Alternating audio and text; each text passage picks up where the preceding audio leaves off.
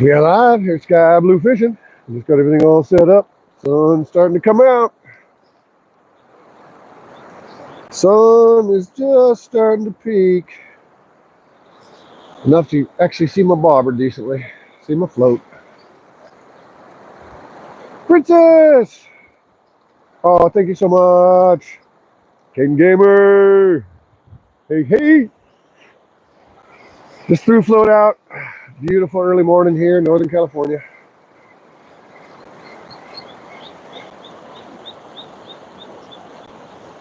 Floating a night crawler out here in this river part of the lake. River entrance lake right here. So I'm floating it on down. Hope you all are having a beautiful morning.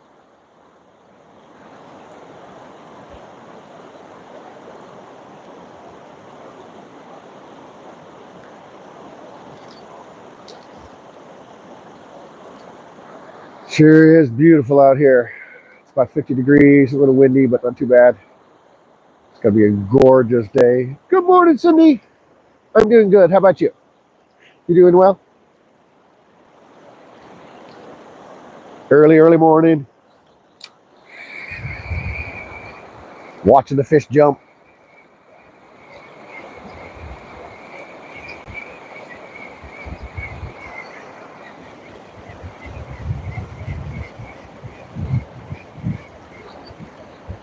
Hopefully the microphone sounds better this time. I noticed it was hot on my last live, so I tried to position it a little bit better. Seems to pick up a lot. It's a pretty intense mic.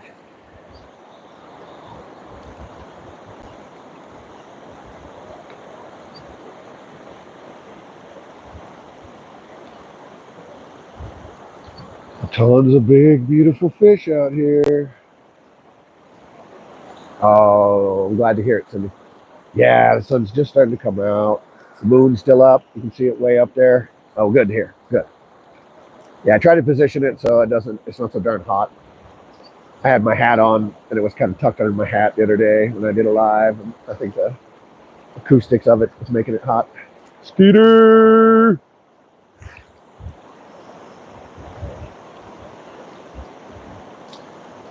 Good morning, Skeeter.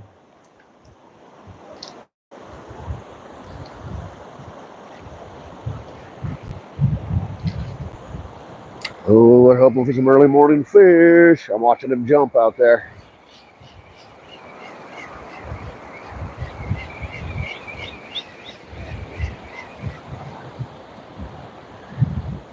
These trout start getting active about now. But I got here about 40 minutes ago. I'm watching them. Teeniest bit of first light comes out. You don't see too much jumping going on. And now they're moving. This is my kind of fishing. I absolutely love river fishing. I love float fishing. This part of the lake is an interesting place. If the fish are not here, you just waste your time. You just simply waste it. And you can see 6 feet down. It's just crystal clear, beautiful water. Oh, yeah, Skeeter. I noticed that. A few people. I noticed Justin's Thunderstruck Creek was just destroyed where he was in Arkansas. And I know Fishy Things didn't fish because the weather was bad in Wisconsin. You guys are in Pennsylvania, so it must be a heck of a storm. Uh-oh. Someone's messing with my bobber.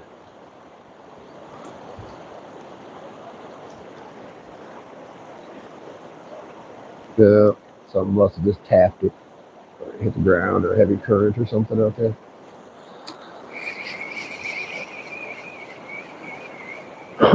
Yeah, it's interesting. It's been a big East Coast storm. Yeah. We're finally starting to break. High 70s, that kind of deal.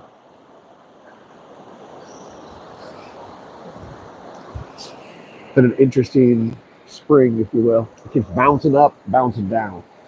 You'll get what looks like it's going to break, and we get some beautiful spring weather, early summer weather, and then bam, we get back to 50 degrees for a high. Not too bad. It hasn't wreaked havoc on any of the fruiting trees or anything. A couple years back, we had a cold snap come through right about now. It just destroyed everything. Nothing bloomed that year. It killed all the blossoms on every kind of fruiting tree around, from pear, peach, apple, cherry.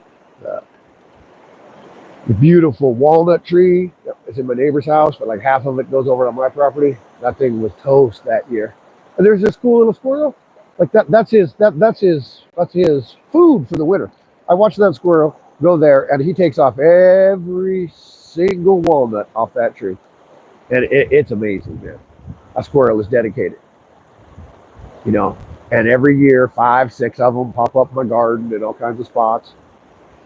He sure is a funny dude, but I felt bad for him that year. So that year, I bought him a little bit of extra stuff so he could make it through his winter.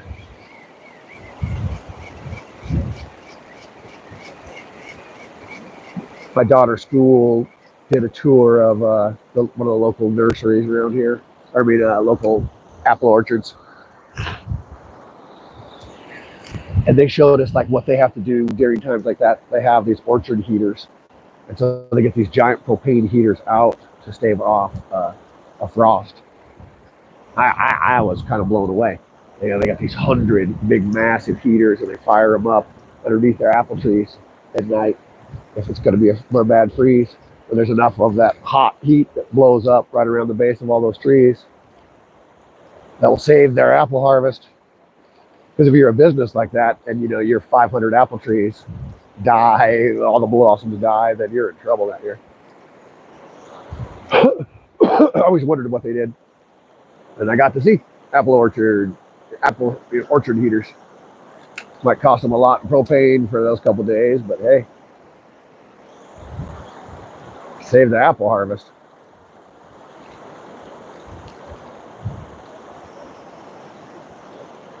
It's interesting when you get to talk to these big farmers. I mean, this place produced a lot of apples, a lot of like jams and ciders and juices and stuff. And I would have thought that they were in all the local stores around me.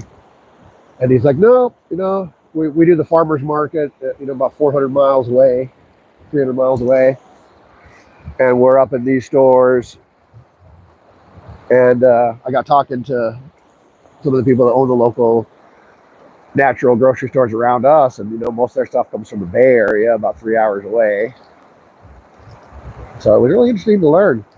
I always kind of assumed that your local farmer sold to your local store, but it doesn't quite work that way. They end up getting contracts.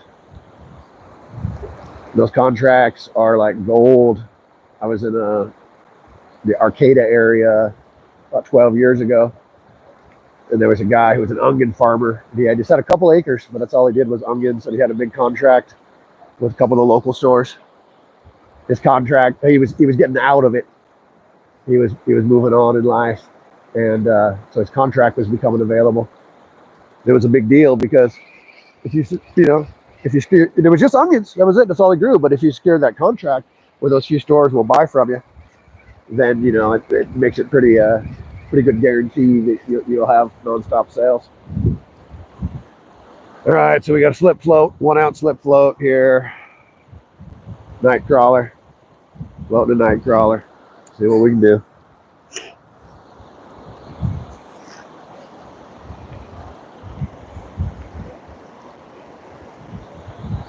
These fish are acting pretty much like steelhead. They're on the average 18 to about 22-inch trout, rainbow trout. They're not steelhead in nature. They don't quite have that seagoing gene in them, but they act a whole lot like it in temperament and how they eat and their habits and things like that.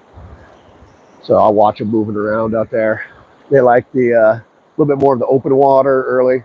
I'll see them a little bit close to the bank. I see this one guy that keeps popping up about 7 feet out on the bank. I haven't wanted to catch him. He looks like a good sized fish, but this is like my 5th day in a row coming, and I see him every day out there. He'll pop up getting flies, and that's like his spot. That's his little spot. So I don't want to intrude on that and try to catch him. He's so cool. I can just watch him pop up every half hour. Get another fly. There he is. Bam, bam. So this is just a non-stop cast. If any of y'all ever done steelhead fishing, you know what I mean. They call it the fish of 1,000 casts.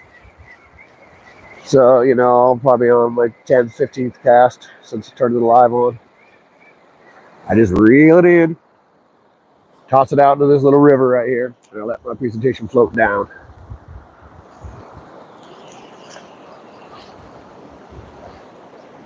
That's it. Wait for the bobber to hit. You adjust your float eventually. You know when it's not hitting ground, so there shouldn't be any interruptions. No false hits, if you will. And so then after a while, you get used to what the current does, how it moves your float around. That's the hardest part sometimes when you're float fishing. Your float will get into a little wave out there, a little white water, a little something like that, and it'll slightly go under, and you'll get all excited. But it's just the current moving your float. So after a while, you get used to that. You get used to what the current does to your float.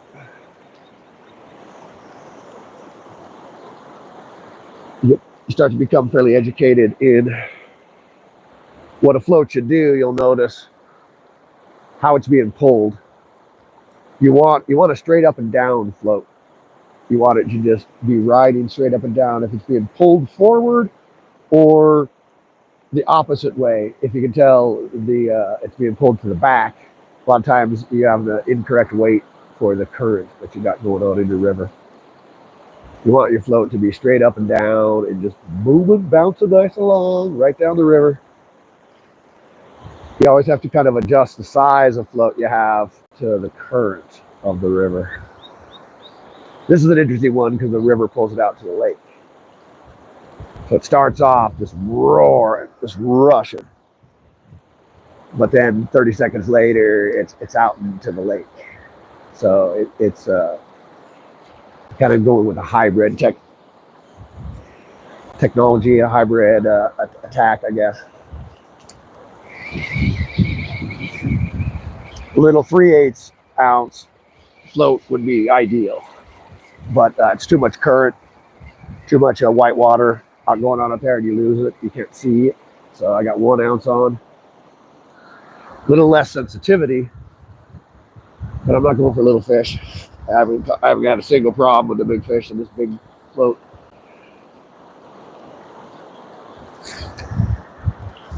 Come on, fishies, where are you? Oh, that bird flew by my line. He was doing that for. Come on, big fish, where are you? Hoping for a takedown. Got 7 fish yesterday. It was a nice day. I was just out here hanging out, trying to see who else was going live. Stay Fishy Redmond, Oregon was live for a while.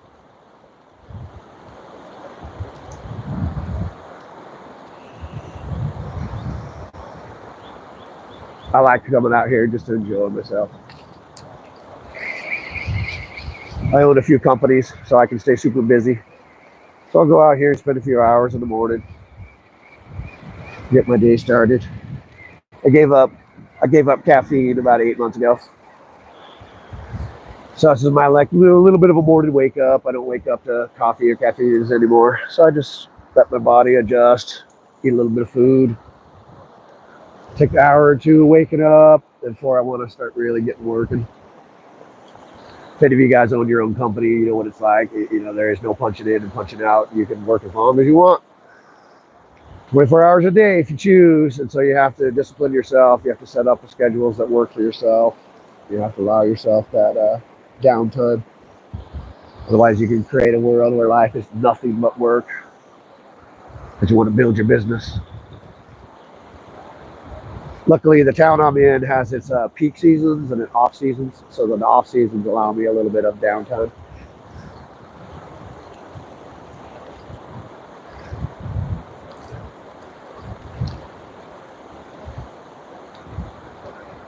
Come on.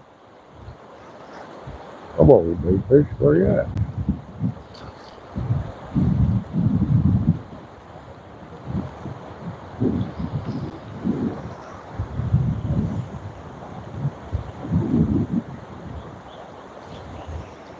Yeah, exactly. Like, come on, fishy. Oh, there's some free duckies. Ooh, that's a Canadian goose, actually. Hey, goosey.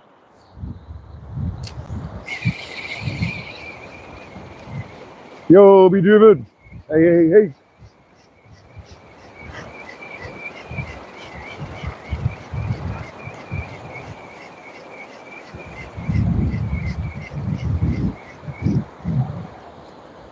All right, come on, fish.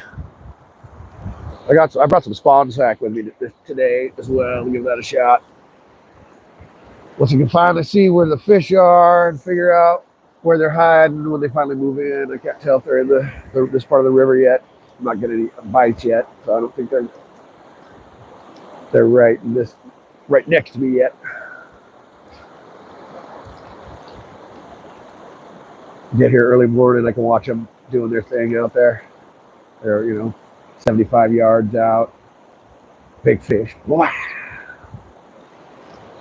I've seen some tanks jumping out there. That's all I'm targeting. I want personal best for this place. I think I've gotten a 26-inch fish here. Maybe 26, 28-inch trouts. Probably the biggest I've caught in this place. Maybe 7-pounders, 8-pound trout. I want to break that.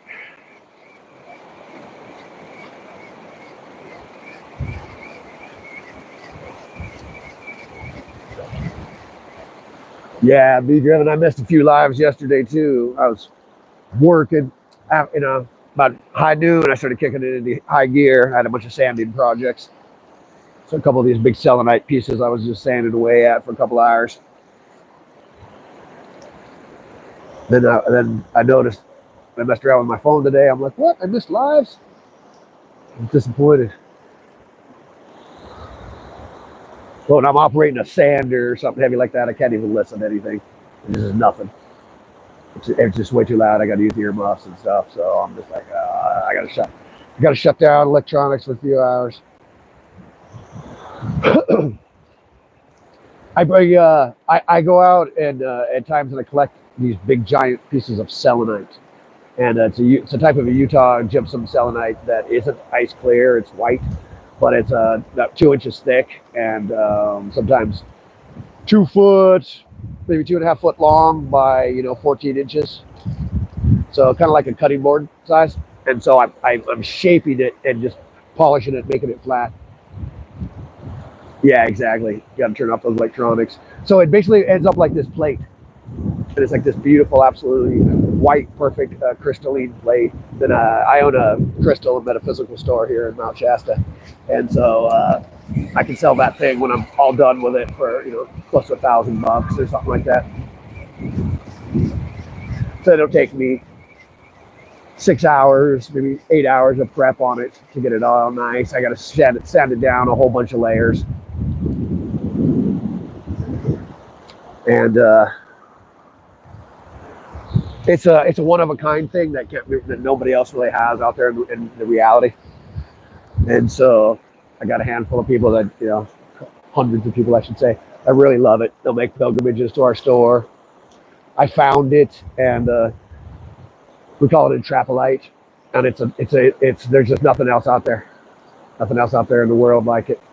And so yeah, it's a fun thing about certain stones. I got a couple other ones too. There's one around me we named Vortex Stone, and it's got it was created in a weird vortex type of energy of this Mount Shasta reality, and so it was what would be called a skarn deposit. Oh yeah, nice. I used to know buddies who do meerschaum work and pipestone, the red pipestone work as well. They love that. I'm gonna make some beads out of this stuff too. That's gonna be an interesting one. I got an ultrasonic driller, which is an amazing piece of equipment, man. Sounds like the dentist drill. Fire that thing on, and it hits you, and it's got this high vibration frequency. This whoo, and you're like, oh, that's that dentist drill. That's the thing that he uses. And it's nice, man. Yeah, serious. I got some old friends who are like, they love doing their stuff in the 70s and 80s. So they're old pipestone guys, and they got a bunch of chunks of old red, and it's a select audience nowadays. Same with meerschaum, same with macrame, and all these weird arts that kind of just disappeared. I love doing I do a lot of the lapidary work. I got the massive tumblers. I got what's called a vibratory lap. That's for doing like things that have been cut, like cut slabs and things like that. Oh yeah. I always wanted this thing called a Darda rock driller. Costs about 20 grand nowadays, probably about 30 grand, man. And this thing is one of the baddest things I've ever seen in my life, man. This Darda rock splitter. Yeah, lapidary stuff takes a long time. You know, our big sphere maker. That I have a lot of Covington equipment and Pacific Diamond, and that sphere maker was almost 4 grand for that thing. And that was 4 years ago. Now after COVID and the price increases, I think it would be crazy. Our cab making machines, they're anywhere from $1,500 to $2,000. We got a wet sander, which is really nice. Covington vertical wet sander. I haven't tried the napping yet, man. I'm up here by Obsidian areas, man. We got this really cool area called Glass Mountain. It's about 40 to 100 acres. I kid you not, of just solid black and mahogany obsidian. There are jettisons bigger than a car and a van and a bus of just solid obsidian. It's one of the few places that I get very nervous when I go there, because if you accidentally tripped and fell and you try to brace yourself for hitting the ground, I mean, it just might take your fingers and your hand right off if you landed on a piece of obsidian. So you sit literally pay attention to every micro step you take. And but boy, I tell you what, you go there in the middle of the summer, and all that black obsidian has absorbed the sun's rays, so you can lay against one that's the size of a car, and it's a really interesting feeling. They don't want you to really take anything from there. There's one a little further away called Little Glass Mountain that people can go take from.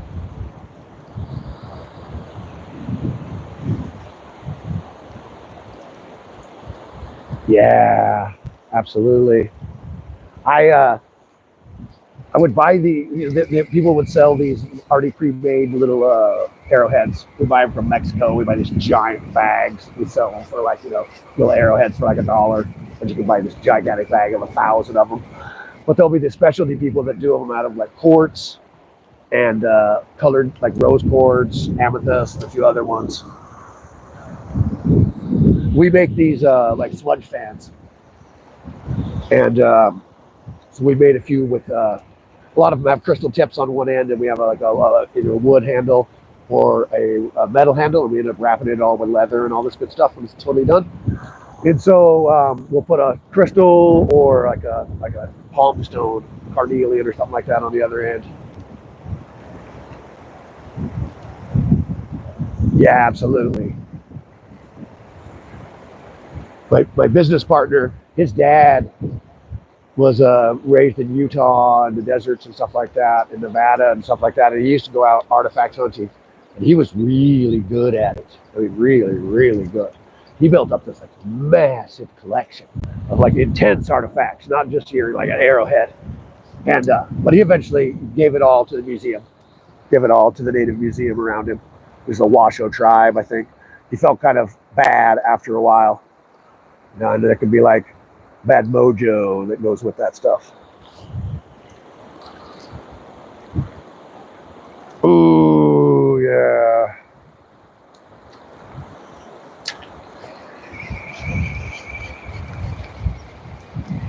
I'm real close to Oregon, and I go up to Oregon a lot, and I can find carnelian. I found some most amazing blood red ones. Some of my buddies live up by the mountains in Tiller, and there's some neat. Even the gem books have some of these carnelian deposits listed in the books. And I went up there, and that place I couldn't find a thing. I found one little tiered ball in the river. That was it. But I started hunting all around that area, going down old roads and old fire access roads and things like that, logging roads and things like that. Um, I found a couple real nice chunks. Beautiful. They were the size of a softball.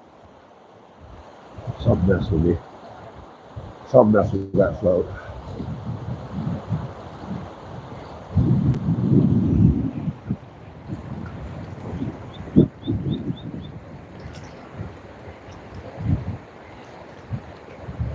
Wow.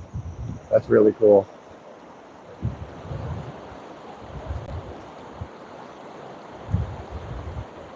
I wouldn't want to be messing with the float. That's how it's looking, acting so strange. I have to reel it in and check it. I was out in it was about 3 hours, 4 hours from here by this place called Likely, Alturas.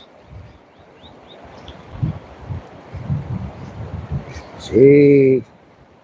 And there's a whole bunch of us there gathered and camping out. And it was a real interesting area. It was really sacred to the natives there. They had, we were in this big, like, little valley. So, big kind of like mountain ridges on both sides of us that went up to about 4,000 feet or so from where we were.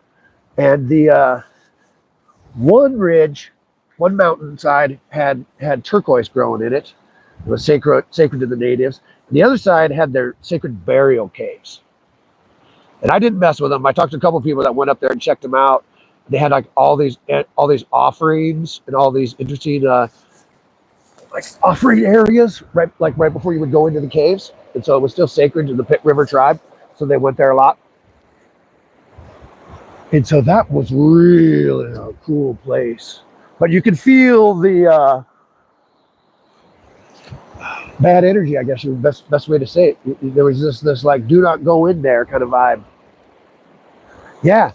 And that's what they were told everyone. It was like, hey, just don't go up. They actually had fences around the entrances to that side of the mountain. They're like, don't go over there, guys. Let's leave all that alone.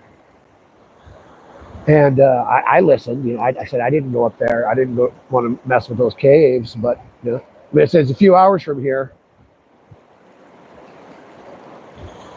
And a buddy of mine up in Oregon, he's about 2 hours from here, up by a place called Tiller, Oregon. He found this old cave that had a whole bunch of actually when the one of his neighbors found it, and then he brought him there. And when they first found him, there was an old mummy still in it, and it was a princess from the tribe a long time ago. Mona, hello, welcome in. And there was all kinds of hieroglyphics painted on the inside of this cave, and it was really cool. He took me there, and so I got a bunch of pictures of them, like horses and a bunch of moon scenes and all this cool stuff. But when they first found it, like I said, there was a body in there. There was a princess that was buried in there, and so they brought her, to the local tribe, and they took care of it and everything like that. But the floor of this cave has like a small little river that books through it when it rains, and so it's been eroding the floor. My buddies did all kinds of work to try to mitigate it and to redirect it, but it was all at no avail. It kept on doing it. So what started out as like a 15-foot kind of bench that you could sit on and walk on and all that stuff has disappeared down to less than 6. Because it's eroding the rock face. And so it's one of those that it's just a matter of time until that cave isn't a cave anymore.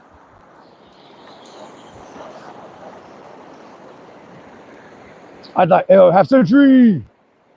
I would like to take a drone there because it's a weird like granite face, and there's more rocks that go up about 300 feet up. To me, it looks like there's a couple more caves like way up there. And back in the old days, you'd be like a real strong brave or something like that, and you would climb, 300 feet up to a special cave, and you might put a special offering or something very important might have been put up there. Matthew, I'd like to just kind of take a drone and zip it up there to see if it looks like that's the case. But yeah, it's a really cool. It's part of the Umpqua tribe. But that was really neat.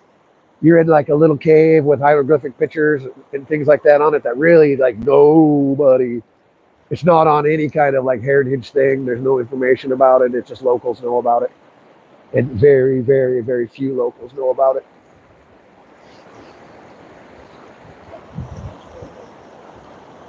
Yeah, we got weird cave areas around here that that are dangerous.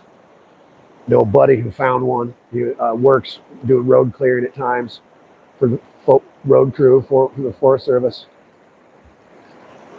And he saw something really interesting once, and so he went back up to work and explored it about 20 feet off of where they were paving, and it was the beginning of a cave opening.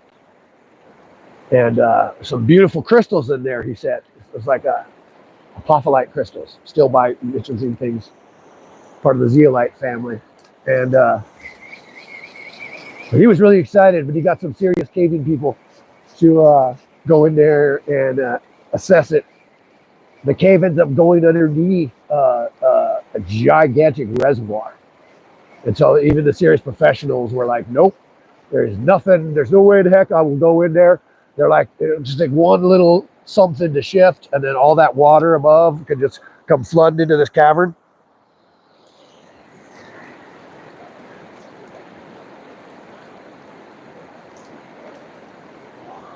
Heck yeah. Yeah, my buddy up there in Chiller, right down the street was the old this nice old man, and he was the old chief of the Umpqua tribe. He stopped being the chief, like 15 years ago or so, and got the pleasure of going to his place and sitting down and listening to him. And he had like trade beads. He had this like thing up on his wall of old trade beads that the Umpqua tribe had gotten 200, 150 years ago. And it was so cool. My buddy is a glass blower, and so he really knew his old beads. He was like, "Look at that, man!" He's like, he would sit there and just like, "Look at this one. It's a blah blah blah. It's an African trade bead," and I know it was one of the coolest things.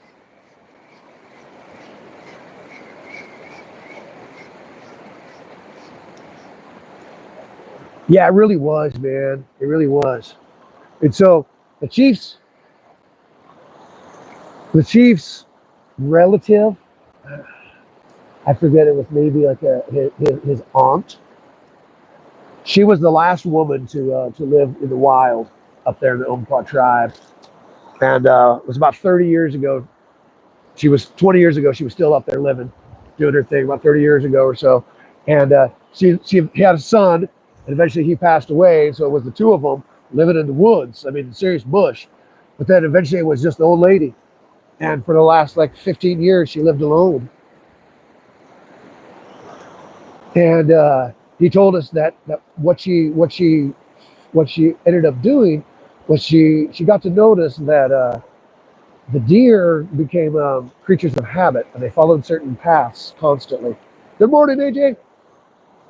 And that the deer would walk down a small like little teeny ravine, like maybe where there's a creek down there. They would drop down 10, 15 feet.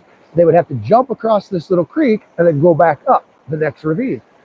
And so she noticed that this was a habitual pattern of all the deer. So what she did is she would take spikes, big spears, and she would embed them into the ground. And so when the deer come down that little trail and they have to jump across this little water source or a creek or something down there, they tend to open up their legs to brace for the impact. So the deer would impale themselves on these spears.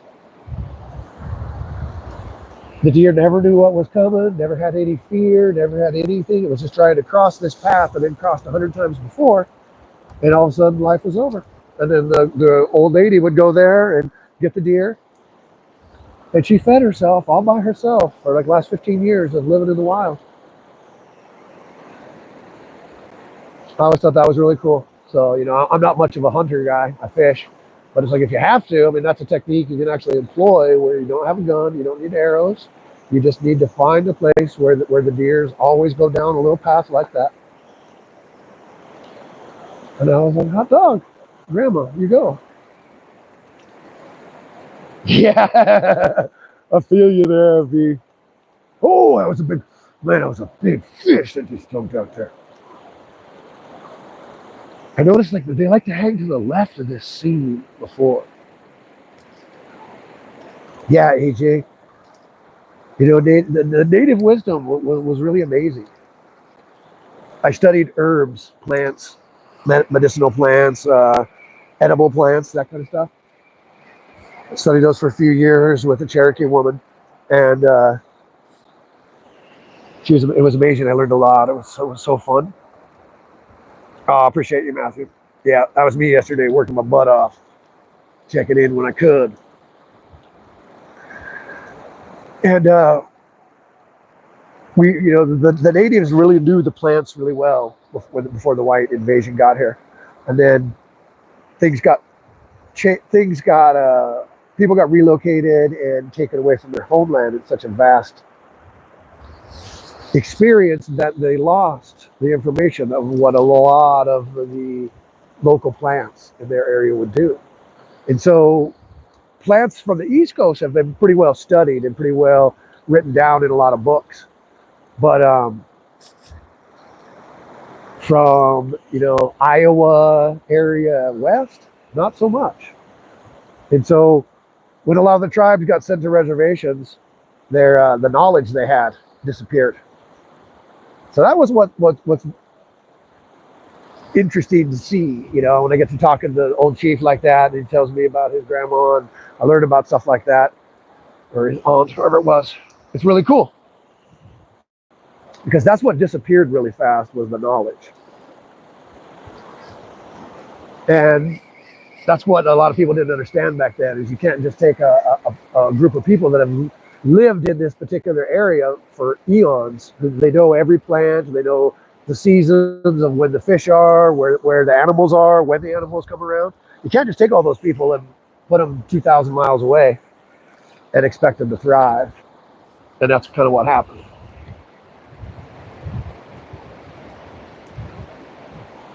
Oh, that's cool. I just started getting into that like a year ago. I think it's in the Ayurvedic nature, and so there's so many different realms that you can get into. He said forever I was royal jelly. Man, I love my royal jelly. It was like I'd get into that. Now I take this really cool stuff called Homazone occasionally. So it's an ozone based product that's kind of challenging to find right now, but Shilajit is also one that I just started learning a little bit about. It's pretty cool. I like it. Sweet, nice, me. Heck yeah. Yeah, I always believe that you should walk around this world with a little bit of room in your cup.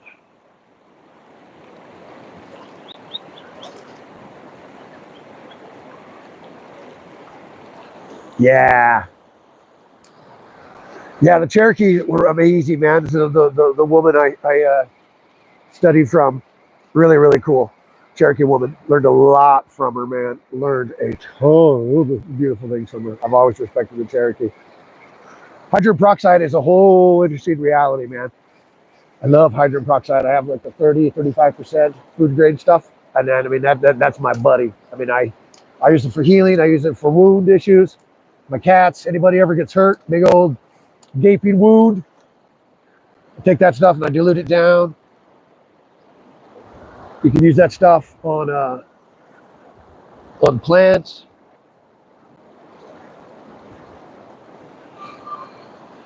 Yeah, the way I looked at it is if your cup is always full, you have no room to put any new experience in there. So if you walk around with a completely full cup, then you're just like, there's no room for a new experience. There's no room for growth. There's no room for nothing. And so that's like with Shilajit. I was like, oh, look into this. This is pretty cool. A couple of people suggested it, and I was like, oh, let me order a little bit of it.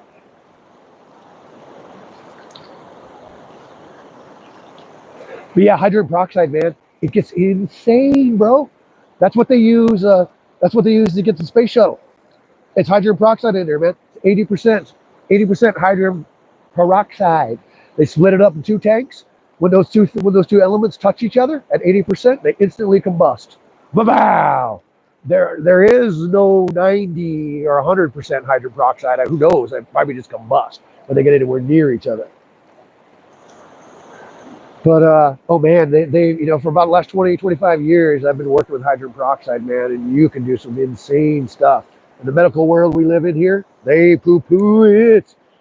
They lie to you, and they want that puppy hidden because it's a cheap cure-all that most people can use and do. Yep. I used to do these cleanses, man. Woo, they were fun. You take that 30% hydrogen peroxide, and you take 1 drop into a little glass of water. You do that 3 times a day, and then in a couple of days you raise it to 2 drops, and then 3 drops, 4 drops. Takes about a month, 2 months to do this full entire cleanse, and at the same time you got to be void of all sugars. You're basically trying to get rid of all the candida overgrowth in your body, and so you got to starve it of all sugars, and you are using this hydrogen peroxide and go in there and kill all the internal mycelium and all the candida growth that has webbed itself through all your cells, and it speaks for itself that it craves sugar in the middle of the night, and then it's not even you that's craving it, but it's that candida mycelium that's inside your body that wants to stay alive, and it's craving stuff. So it's a long time cleanse to get rid of all that stuff.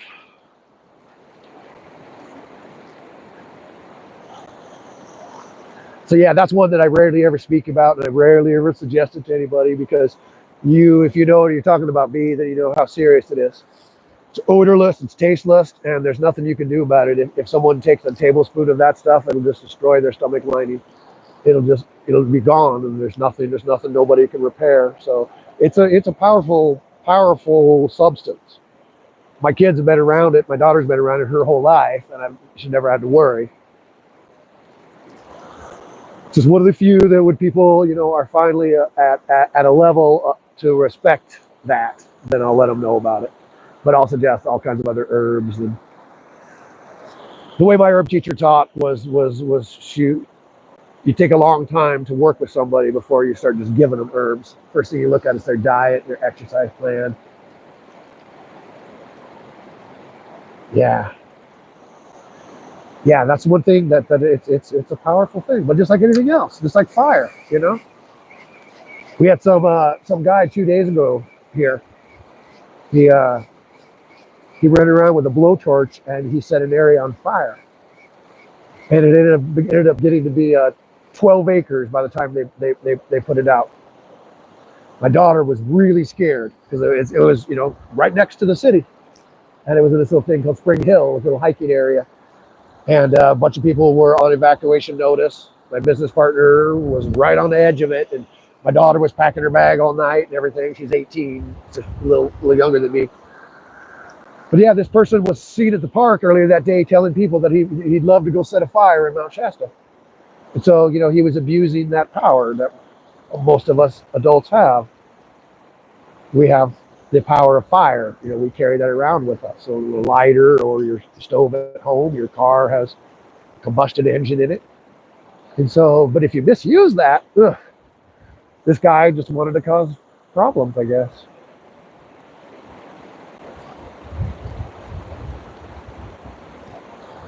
Ooh. Yeah, I can see that. I can see liquid vitamins. I used to do, there's a couple big fish out there. I gotta let my stuff get further out. I used to do like Iron Dex, Chlorodex, stuff like that. I was vegetarian for quite a long time. Maybe a pescatarian, I guess we would call it. I ate fish. Fishy things!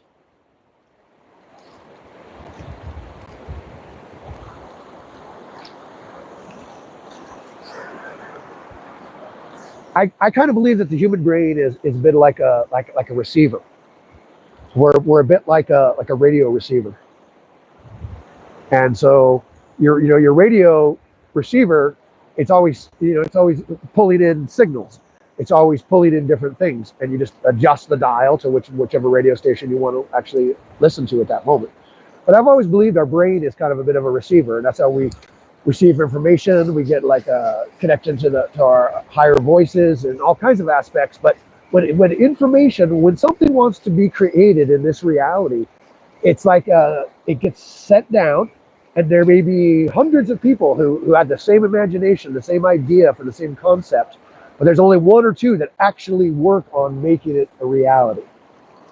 But for whatever reason, the information is broadcast to a large group of people. There might be time where you're like, oh, I had that same idea. I had that same idea for that invention, but you just didn't do anything about it. So I've often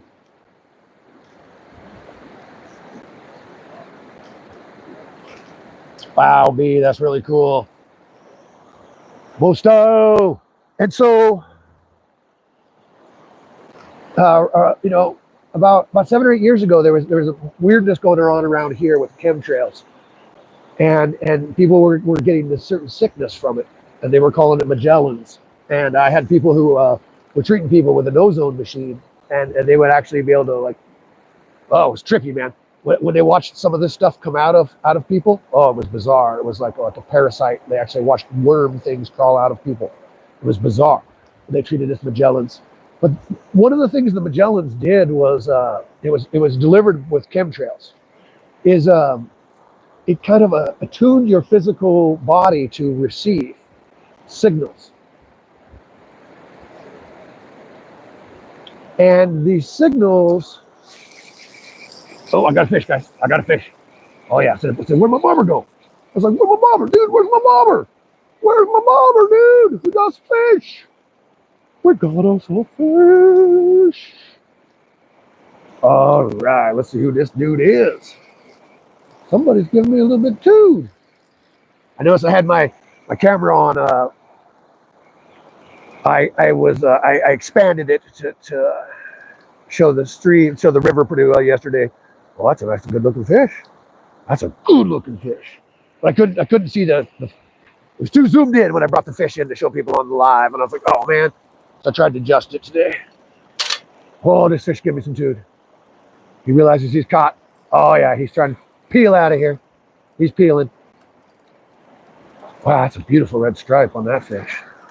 Woo! He's a peeler. Peeler. Pull and drag. Pull and drag. Come on, Bucky. You ready to get out here? No! Oh, nice fish. Oh, man, this fish got some attitude. Wow. You guys hopefully can see this. Woohoo! His tail's moving. Oh, he's got tude. He's got big, serious attitude. Oh, yeah, he's pulling hard. Come on, Buck. You ready? Oh, you're a good-looking fish. Come on, let's show everybody you. Come on. Oh, come on. Oh, right there, right there. Oh, it's about 3-pound fish. Wow, that's a big fish. Whoa, wow, that's so big you got to go with me, Buck.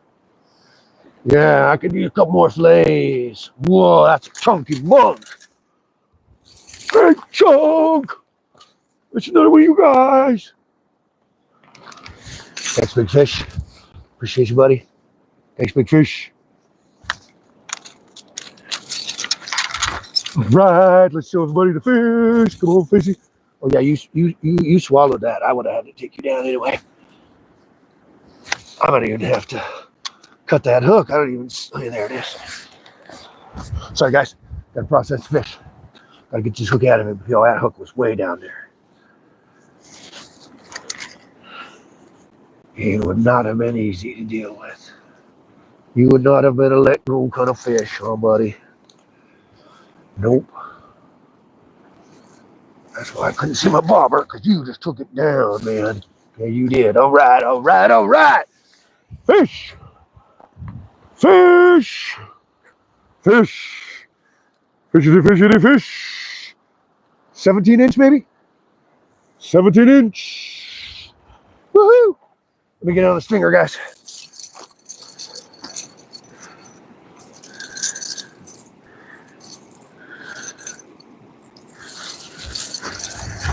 And I'll come back, holler at y'all. Gotta clean my hands. They're nice and slimy now. Yeah, that's This fish is a chunk. I don't like to keep them little skinny guys. That's all I caught yesterday. They were big, but they were skinny. Skinny dudes. All right, guys, I'm almost done. Excuse me for taking so long. Y'all know how it is. Live fishing is so much different than normal fishing. Got to keep the crowd happy. Woohoo! We did it. That's fish. That is a fish. Yes. That's fish. Heck yeah, it is, guys, huh? Little chunks.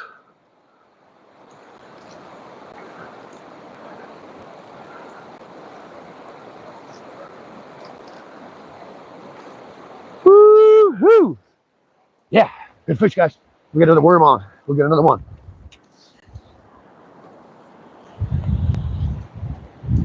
You guys still having bad storms, Fishy? I know Skeeter was in earlier and said it was bad in Pennsylvania. Justin was showing us his creek in Arkansas yesterday. Oh, it looked bad. Whole East Coast.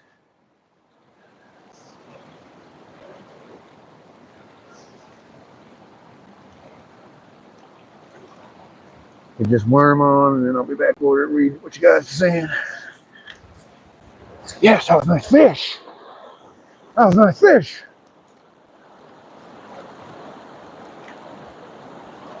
No, I never heard of that one, man. Newspaper method. No, that's cool. I'll check that one out. So to finish that story I was telling you guys earlier, what I wonder is going on, I think there's some kind of way of controlling people's thoughts. I think there's some kind of equipment that people use, military, whatever it is, where they're beaming signals to people's heads. That's what I think is going on. That's what happened with the Magellans. That's what happened here. Started noticing it. Very amazing people who never had any negative thoughts in their life were starting to get flooded with all these negative thoughts. And it was like, this isn't me. This is bizarre. This voice in my head is telling me to do all these things that I don't understand. And so that was the first sign I started getting of it almost 10 years ago. And so I'll see weirdness. Like, it was all talking about this guy starting a fire here in a local town. And I wonder sometimes if there are people that are getting weird thoughts just kind of beamed into their head.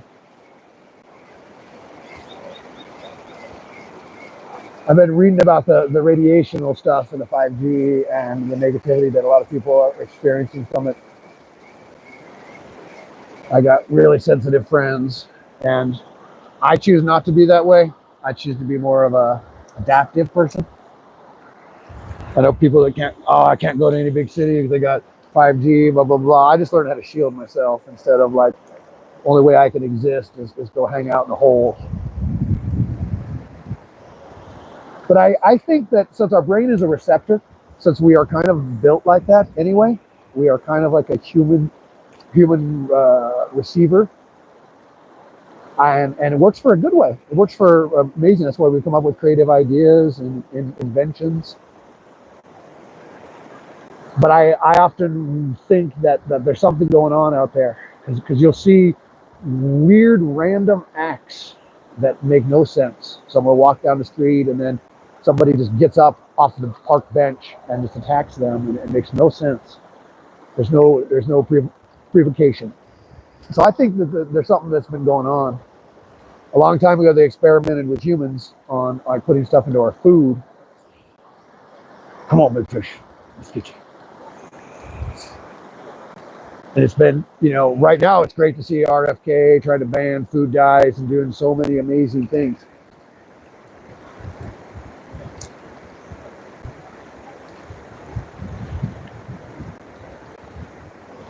Huh.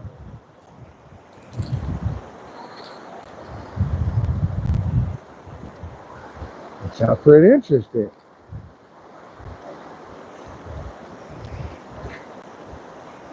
My mom used to catch these massive salmons that were huge. Like 60 to 80 pound salmons. They'd go up to Alaska, and then we lived in Oregon, so we'd go down the Rogue River and get them. Wow. Sounds like it traps the moisture in there. So my mom would get this massive piece of salmon. It would be like what most people would call a steak. So the first big cut right after the head. And but when you got a 60, 70 pound salmon, that piece is about 4 inches thick. Take it to the bone and about 4 inches on the other side.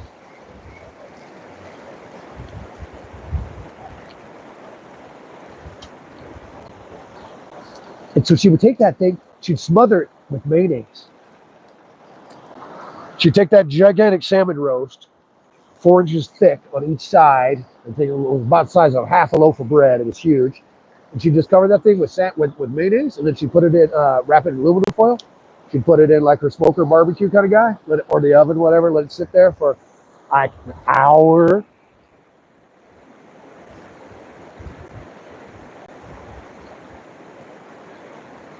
Wow, I'll have to try that.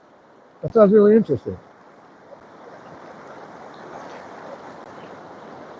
And so then when that big salmon roast would be done, my mom would open up that aluminum foil, but all that mayonnaise would be gone. Gone. And I'd be like, huh? Where'd all that mayonnaise go? And she would tell me that it's the oils and that are in there, and it just traps, it insulates the fish, so their natural juices don't escape. And I'd be like, wow. And I tell you what, because you got to trying to cook a 4 inch thick piece of salmon, it has to cook for an hour or so.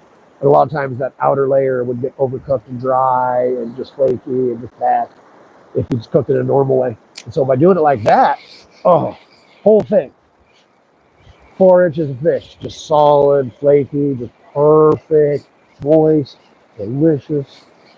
Dear old mom, she passed about a decade ago.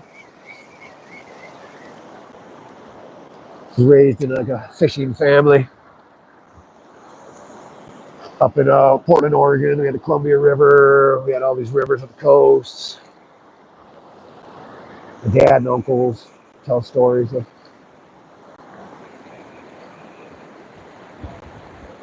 Oh, that's really cool. I eat vegan eggs. I don't really eat mayonnaise anymore. I switched to vegan eggs decades ago, and I just like it. Gotten used to it.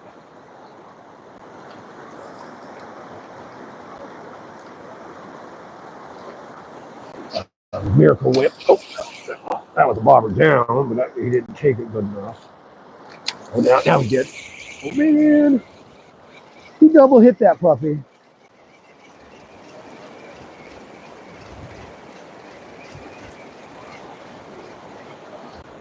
Yeah, Lake Michigan, huh?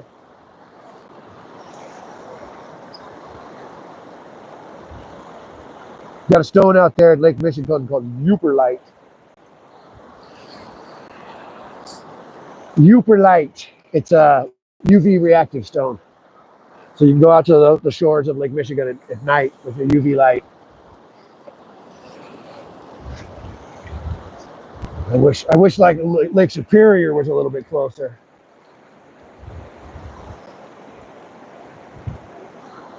Because they have these Lake Superior agates. Oh, man. Any of you guys get some Lake Superior agates, just let me know. I'll buy them off you.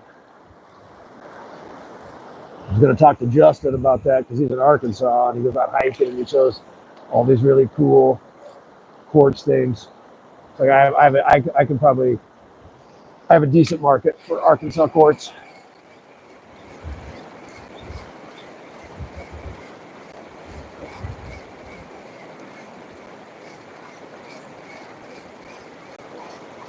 Yeah, I've been getting into agates lately. It's been really cool. We do, like I said, a lot of different tumbling and making spheres and cutting them and making slabs out of them. They're gorgeous.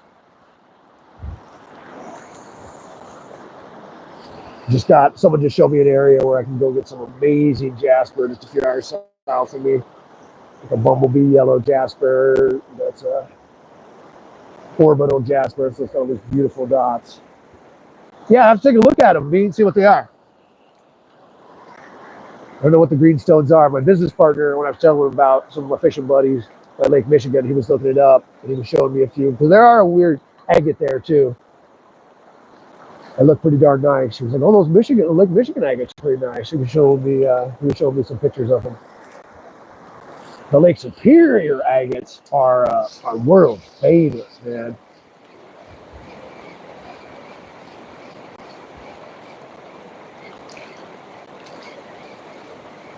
I'll have to look that one up. Yeah, I was just out collecting agates in Utah. There's one there called Pigeon's Blood. I went and brought back a few 100 pounds. That's where I got selenites. Wanted to get out to the desert before it gets too hot. It was in the 80s, which was nice. But man, I've gone out there when it's 100. It's scary, man, because if your vehicle breaks down or anything dumb, you don't see people for days, and you're like way out there in this Utah, like serious sand dune desert where there's just nothing out there, man. The most isolated places I've ever been. I brought my motorcycle with me the second time. I went back out there adventuring. I have a street bike, but it's basically a dirt bike with a license plate. It's a Husqvarna, but it reminds me of my old dirt bikes. It's the same weight ratio, same everything. It's a 510, so it's a decent horsepower.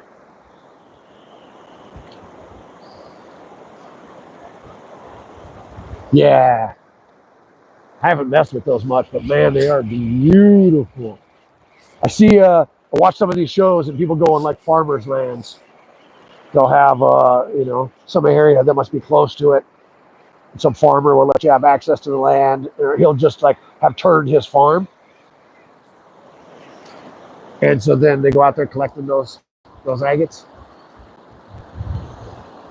Yeah, you got me, didn't you, fish? You stripped my worm. You stripped my worm. Time for another worm. That is something Barbara getting messed with.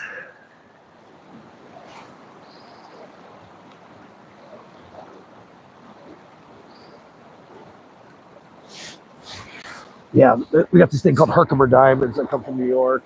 Beautiful, short, stout, double terminated clear quartz crystal. Yeah, the diamond fields are an interesting one, man. In Murfreesboro, Arkansas. Bring a easy up, protect you from the sun. I've seen people do pretty well. I've seen like on videos, 2 carat stone being found before. So, and sometimes it'll be yellow ones or brown ones. They're beautiful, beautiful diamonds. Herkimers are getting strange because a lot of the land is disappearing. This guy named Teddy, he just passed a few years ago, 2 years ago, and he owned the Ace of Diamonds, the big mine. And so right now, his son-in-law was going to take it over, but there's a family dispute. They're doing legislation, quote crap about it, trying to figure it out. But oh, that was a hit. That's a fish. I got him. Oh yeah, he's tail jumping. He is not happy. Oh, he's not happy. Woo! He's jumping. He's steelheading me. He's steelheading me. Oh man. Oh yeah, buddy. Oh, this guy is not a happy fish. Oh yeah.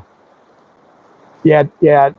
Dan was going to take over Teddy's operation at the Ace of Diamonds. It's sad, so I don't know what's going to go on. There's 1 or 2 other people that still do it, but it might. It's going to most likely drive the price. It's going to change the price like you wouldn't believe, because there are a lot of people that have Herkimer diamonds on their property now over there in that part, but they don't want anything to do with it, so they just put their houses on that land. So, woo! Yeah, buddy. You guys seeing him jump? Wow! He's a jumper. Oh, hopefully you saw that jump, guys. Yeah, this guy's got an attitude. This fish is straight out of Compton. Fish with an attitude. He swam here straight out of Compton. Woo! He says, I'm coming straight out of Compton. Fish named Ice Cube. Woo-hoo! With a sticky set of gills, he's gonna get you. Ice Cube. You ready to come in, Ice Cube? Woohoo, buddy. Oh, you're a chunk. Chunk is in the net. What do you think? Do we need another? Oh, yeah, I got to keep Chunk. Got to keep the Chunk. Oh, what a fish you are. Wow, Chunks. Yeah, you're going to make some good fillet. I got to fillet you up, Chunk.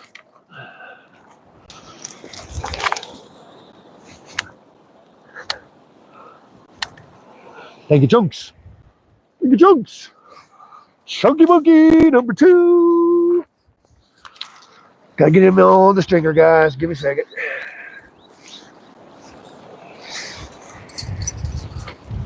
Chunky Monkey number 2, I tell you. Gotta get the fish when they're here, man. You know, I'm Lakota. About 40% of my heritage is Lakota, 45%. So I just got this philosophy of, you know, you attack things when they're there, man. When the huckleberries are in, you go huckleberrying. When the fish are biting, when the fish are here, we go fishing. They're here right now, man. So it's time for me to stock up. Do some smoking. Get my smoker fired up. I got a real nice big propane smoker. Woohoo! Heck yeah. Hopefully you guys saw that guy jumping.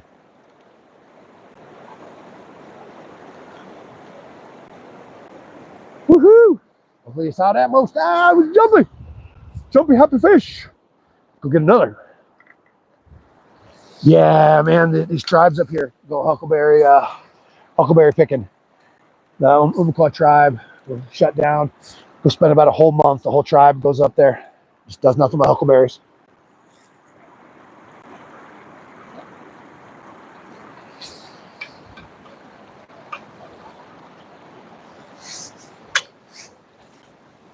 All right, let's get this worm on.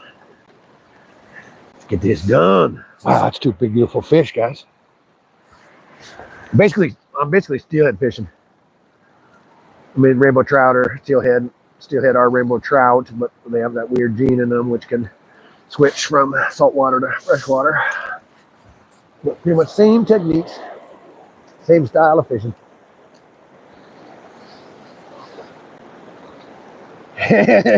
Yeah, I have some wood fire. I was using the charcoal ones, and then started getting a lot of fish, man. So I got this giant master built, something like that, but it's 4 shelves, big one, and so it can control the temperature, which is really what's beneficial for me. So I can adjust that puppy to 180, 200. It takes about 200 to get most of the chips to burn. And so, but boy, I can put about 20 fish that size on there.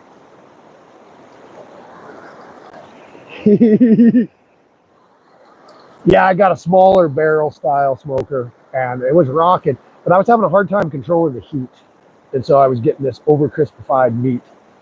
And I like to take my smoked fish and make more like a jerky out of it. Like a real tougher. I don't like that real super soft, like lox, salmon kind of stuff. And so I was losing a lot of it with my barrel smokers. I got the little Teflon mat, I guess you want to call it. It's got like little perforations in it, and so I can just cook little pieces. I don't use the grill. I don't use the actual shells. But it said it was getting tough with that, and so I was like, man, I want to simplify the process.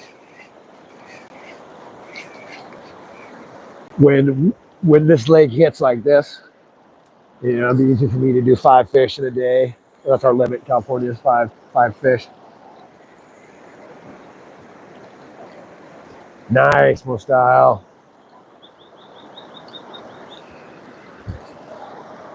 I have a cherry tree for property. Got all kinds of big limbs and all kinds of extra stuff that I've trimmed down over time with that cherry tree. So I'll use that. But a lot of times I just go buy hickory, or I'll buy apple, buy some mesquite. I tend to do mesquite and hickory probably the most.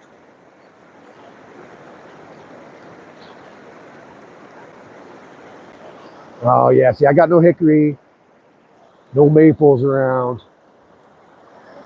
Got mostly oaks. We got a ton of conifers, man. We have as much as like 30 different conifers up here, from the Shasta pine, the cedars. I don't think we have hemlocks. We may have a few hemlocks here, but we have a lot of interesting conifers.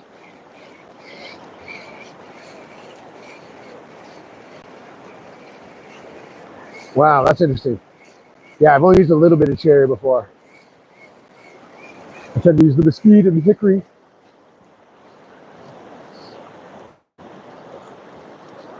What I tend to do is I'll smoke my trout, skin on, and everything like that.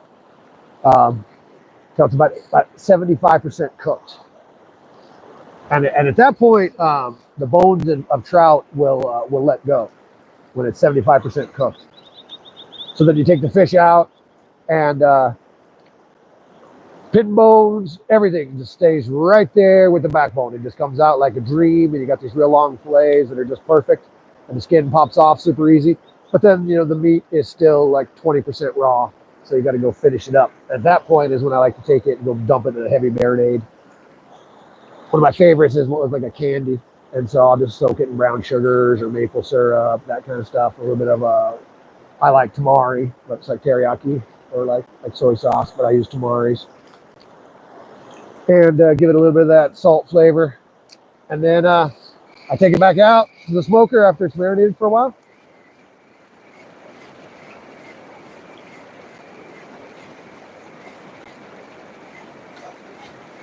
Oh, that's really cool. I'm at a weird, molasses. I haven't tried that one. I'll have to look into that. I'm in a weird line where just a few miles, about 5 miles, 10 miles north of me, it goes into like a high desert. So it'll switch over. Like the Mount Shasta here is like this weird break off line. Yeah, that's what a guy taught me too. Was honey, and so he I was like, really? Okay, and so what I found at the very end when I make my best like candied trout or candied salmon is I'll smoke it like that, and then when it's pretty much just done, I'll take it all out and I'll put it in a bowl or something like that, and I just drench the heck out of it with honey, maybe a little bit of maple syrup in there as well. And then I let it finish dripping. Then I put it back on those little Teflon pads. I put it back in the smoker for another round or two, which would be like maybe 20 more minutes. And that honey and maple syrup just kind of glazes. It kind of glazes over to where it stays on there, and then it's done. And oh, that gets a lot of good results from people. They love that.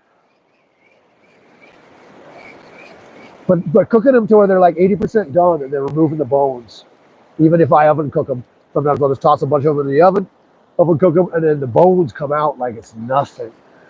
When trout is raw, the bones stick to it, and when it's fully cooked, the bones stick to the meat again. But there's this prime point where about 75% cooked that they don't stick to it.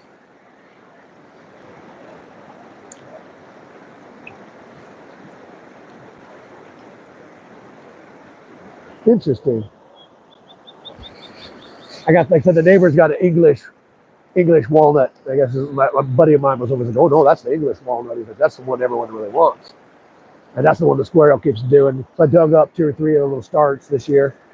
I got a little 3-acre farm that I bought, 3-acre piece of land that I'm turning into a farm. So I'm thinking about that. Thinking about bringing those trees over there. I was watching guys who do like air cloning and other style cloning of fruit trees. I was thinking about cloning the cherry tree on my property. It's got a bunch of small little branches. I make my own fertilizers, and so I make 2 or 3 different things from the fish that I catch. I got about 8 5-gallon buckets right now that are finished up from last year, and so one of the simplest ones is called fish amino acids, and you just take fish, chop it up. Got to be equal part fish, equal part brown sugar, and that's it. So you take 7 pounds of chopped up fish, put it in a 5-gallon bucket, and you add 7 pounds of brown sugar on top of it. Leave it be. In a month, you get a product you could use, but if you're willing to wait 6 months or so, the brown sugar dissolves everything, and you're left with a beautiful product that's full of aminos too. So it's called fish amino acid, FAA for short. And there's another one called fish hydrolysate, which is really incredible. I love those two. Is pretty much what I stick with: fish hydrolysate and fish amino acid. The fish hydrolysate, I need to use lactic acid bacillus, and so I make my own labs. I make my own lactic acid bacillus, and you take that and you take your fish and you got to run your fish through a blender, and then you toss it into a 5-gallon bucket with a bunch of labs, lactic acid bacillus, and some molasses. And basically, there's a bunch of organisms in there that feed off the molasses and the fish, and they break everything down. That one gets a little bit smelly. There's another one that people do that I tried, and it was one of the worst ones ever, and I stopped making that one. And it's IMO, so you use your, normal microorganisms that live around you, the indigenous microorganisms, IMO.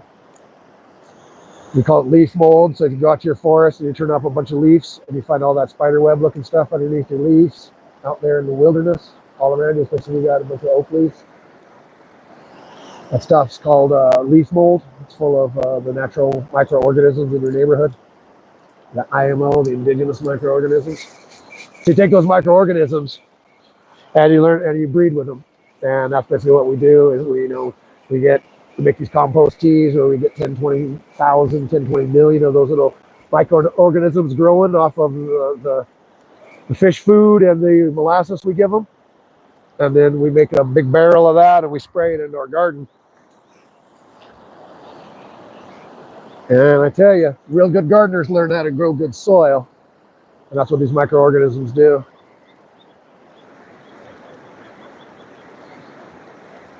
Ooh, yeah, I've been learning a little bit about that. Now, I've seen like jar canning, but not like can canning. You know what I mean? Like with an actual metal can. I know you have to go to like a cannery to have that done. I'm getting taps.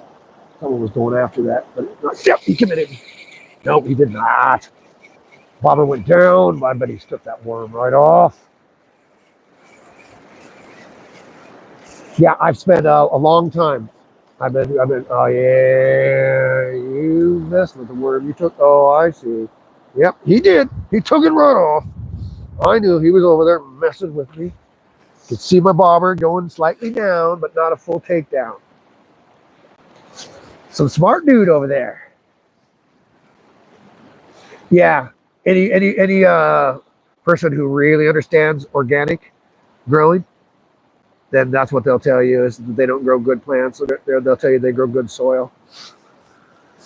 And I'm an accomplished grower. I know what I can grow. I can grow a heck of about anything. But I grow beautiful soil.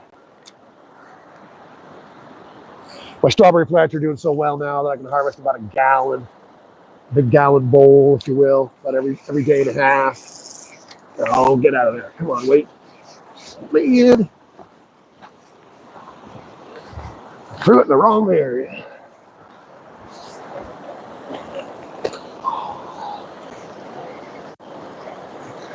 Man, I gotta re-rig up now.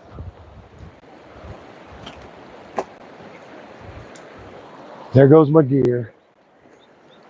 There goes my gear. There goes my float rope.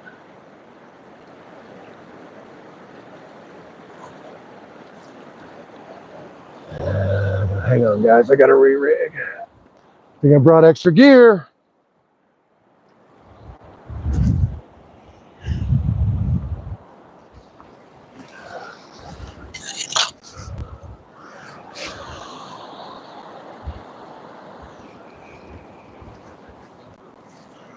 Cast it a little too far out. I got hung up on something.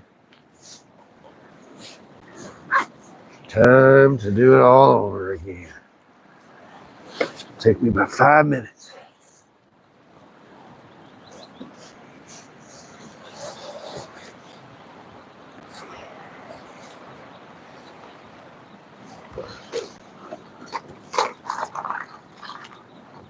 Yeah, I met a guy down here years ago, and he was serious about his trout, and that's what he did was canned, and he did pressure canning, glass and stuff like that, and he told me his recipe and stuff like that, and man, it sounded really, really good.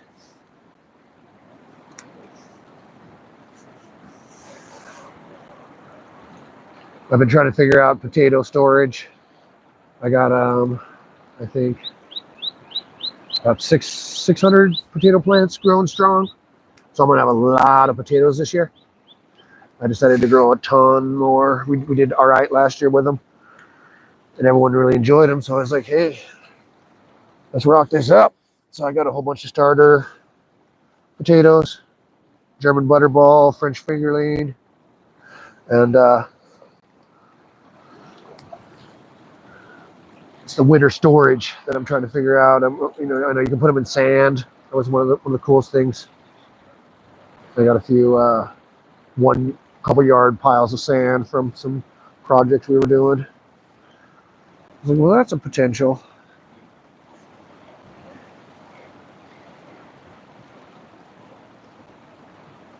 I'm growing a whole bunch of winter squash, big ones even too, like the Tahitian melon squash. Not sure if you guys are familiar with that, but the Tahitian melon squash is unreal. It's a member of the butternut squash family. It's basically a butternut squash on steroids. It's just massive. So huge. I'm going to go to the Curry, Kuri. It's a really cool winter squash. All right, I'm 80% done, guys. I'll be back in a second. I don't like losing gear. That's part of it, man. Floats are getting expensive nowadays, but it's just what it is.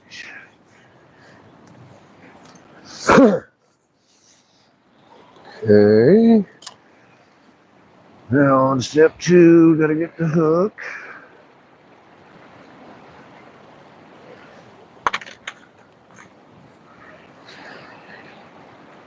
Sorry guys, I'm not answering chat, but I gotta get this re-rigged back up. I don't know what happened. My weight must have just locked down on some boulders there. It's the first snag up I've got here. First snag up I've gotten. Well, I can't complain. I can't complain, but sometimes I still do. Life's been good to me so far.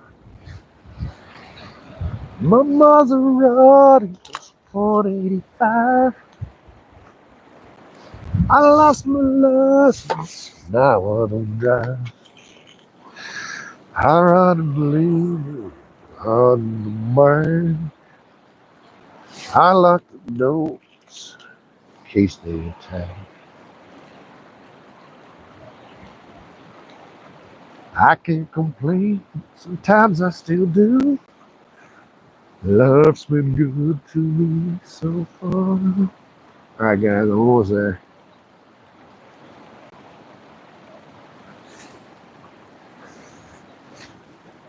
Corky. Definitely tells the steelhead and salmon gear. Corky. Right. And I'm about to be back. We back. Back in the saddle again. I'm back.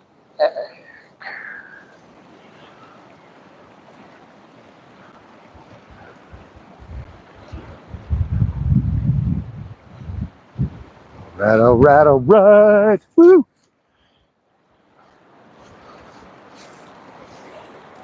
Yeah, let's see where we at. All right. Adjust my slip.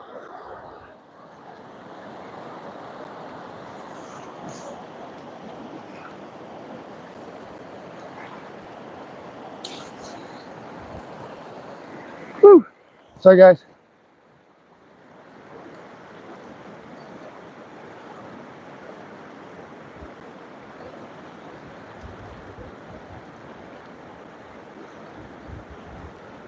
Take care, B.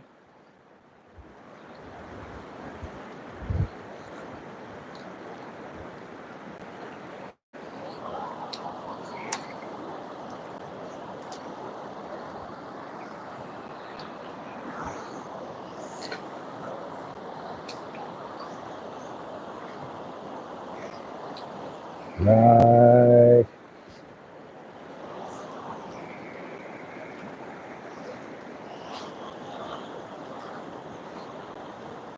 Let's see if I can get anything this time.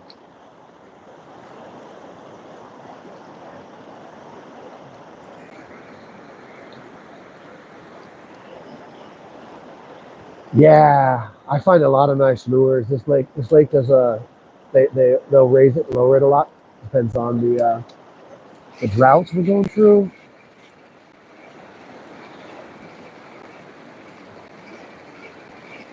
Fishy popped in real fast. Said hi. Yeah, he did real fast. I think he might be doing live today. So I asked him about that, and I didn't hear back from him. So I assumed he was going live. I haven't seen the notification.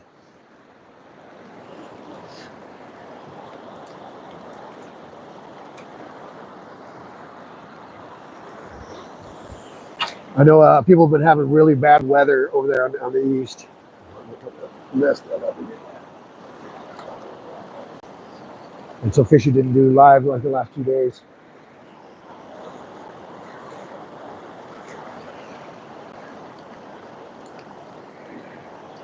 I took a nice break. I had to focus on work and other things. We'll call him a name. I took a good little break from YouTube, and so I'm getting back in the live flow of it again. Oh yeah. We're about to leave and we may have just started to leave our wet season, if you will, whatever you want to call that here. But we get about 6 months of nothing. So, from May till November, we get into our dry season, and the rain just stops. So all these poor trees and all the vegetation here, I just have to learn. It's got to be pretty drought hardy. Yeah, it was fairly cold this morning, and so the redwoods, they all go through the same stuff, man. It's so strange. It'll be like 6 months of some serious water out there, and then about 6 months of drought.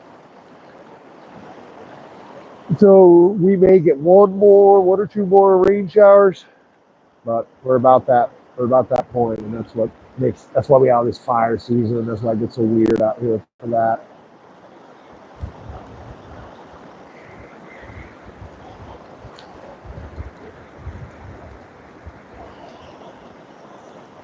Yeah, it was not fun. Most of the time they can handle the fires. It's like, so we had a guy the other day that started a fire here in town, right at the edge of the little park, and there's a be on the lookout for this guy. He'd run around with no shirt, no shoes, with like a little blowtorch, and so that ends up being probably the biggest issue. Is the crazies, the whack jobs that think it's fun to start fires.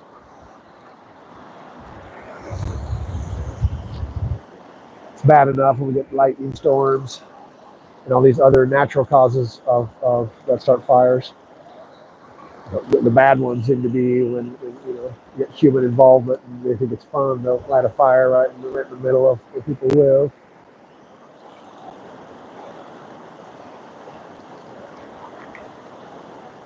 But that's just the way it is. We need to. Yo, stay fishy. Yeah, I've been pretty lucky the last few years, most style. Been pretty lucky. Ooh, I saw that fish jump. The The fires have avoided us. We haven't had much smoke and stuff like that. A few years back, it was bad. About 4 years ago, I mean, it was getting really scary. There's some fires approaching us and coming our way.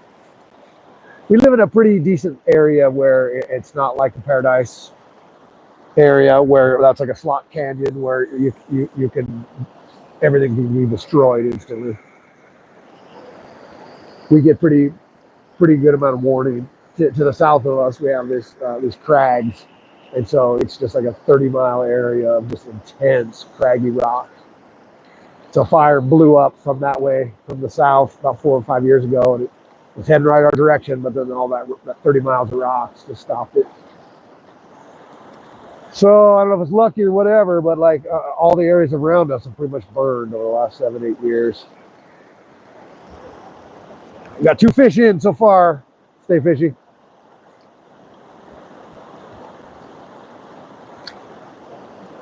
Lost the setup too.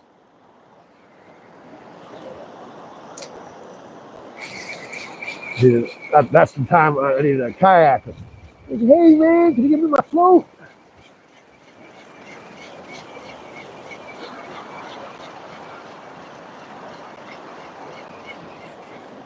But it's beautiful out here. It's starting to warm up. I left out this morning. It was 50 degrees. But this is a strange little area where it comes booking down this canyon. So there's often a lot of wind here. So I always triple jacket just in case. Come here a couple times without it, and man, I paid the price. I leave my house because it's so nice out. And I come over here and I'm like, where'd that 10-mile-an-hour, 20-mile-an-hour wind come from?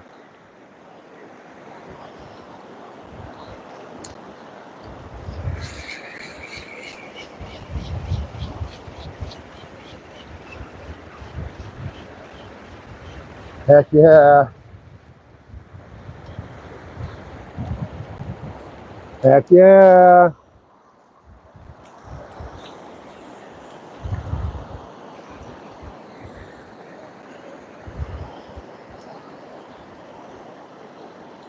Man, we got a real nice week coming up. I hope you do too, Andrew. I hope you guys, it looks like, our weather patterns are so close, but you should have a great week of fishing. You should have a great time with your son. Perfect weather for you.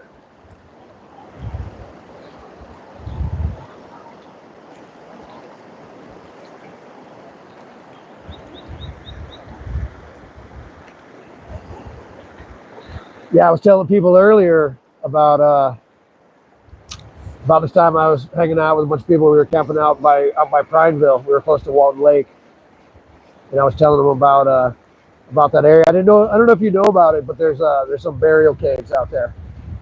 There's a real sacred Native American right there. I don't know the exact creek. I think it splits. It might split off of Walton, but really beautiful area. And they got these caves way up there that the Pitt River still use to do offering and stuff there. One of the mountains has turquoise in it, and the other one has their burial caves. It's just beautiful area out there, man. I haven't been back there in forever. There was this piece of carnelian that was out there. This beautiful orange stone. It was the size of like a school bus tire. Like a couple of beach balls put together. So it was huge, really huge. And probably 800 or 1,200 pound stone. Just pure orange carnelian though, man. Oh, still think about that. We take like a engine hoist, lift that thing.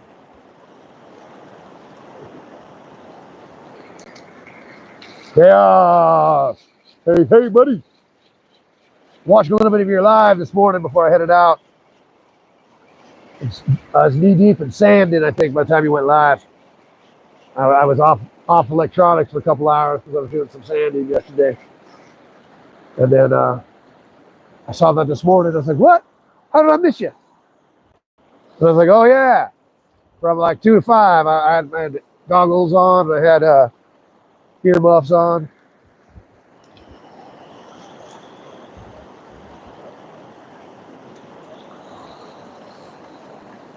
I was telling them earlier, I sat in this big piece of selenite. It's a type of gypsum. It's a crystal. It's usually clear. Sometimes it grows in plates. I got this big giant plate. It's kind of like the cutting, about the size of a regular cutting board.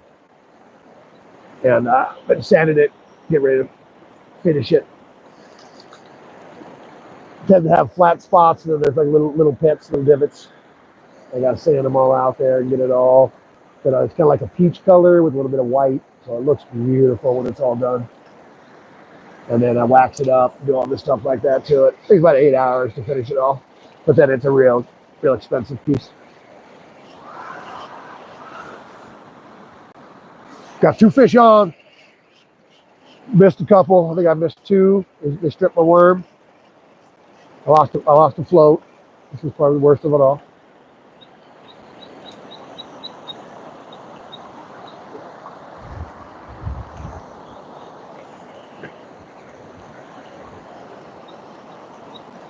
They're here and they're biting.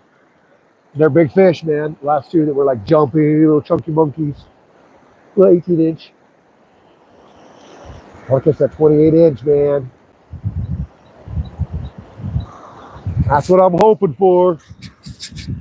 That big 20-ish, 28-incher.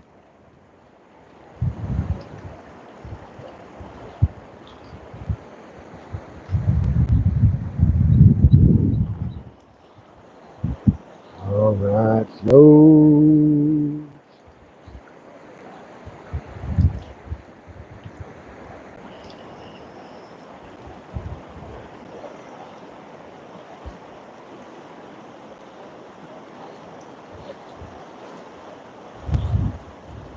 Oh, it's so nice up here. It's gonna be a beautiful day. It's gonna be about 80. It's gonna be about perfect day. Starting to need to unzip the coats.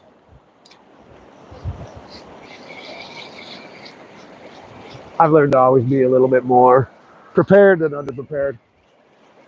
This morning I was like, well, I don't know if I need a 3rd coat. But I'm like, hey, I can always take it off. I can't put it on if I don't have it. I needed it for about an hour. I got here at 5 a.m. before there was any light even.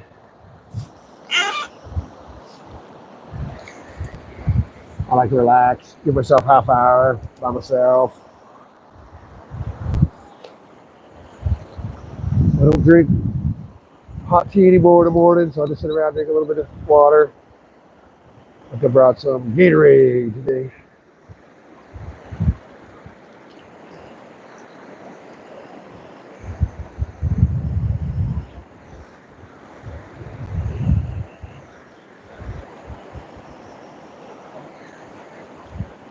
I'm the kind of person that has a bit of an addictive personality, so love me some caffeine and coffee. I just can't maintain a good balance with it. I find myself drinking it all throughout the day and not eating and drinking enough water and suppress my appetite a little bit. So, I like a lot of sugar in my caffeine products.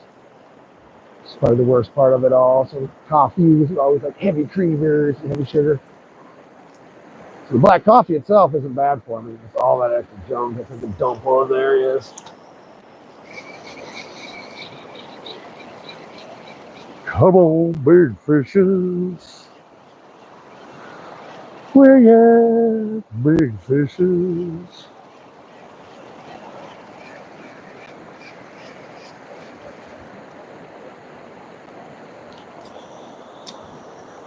Let's see. Where can that fish be?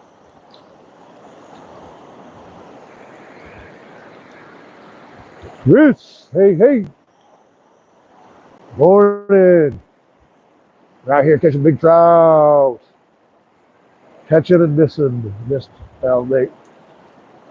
Stripped my worm twice. Caught 2.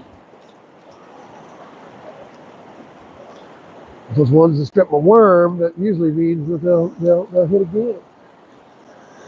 If they just got the tip of the worm, when they see another fresh worm coming by, they're going to want it.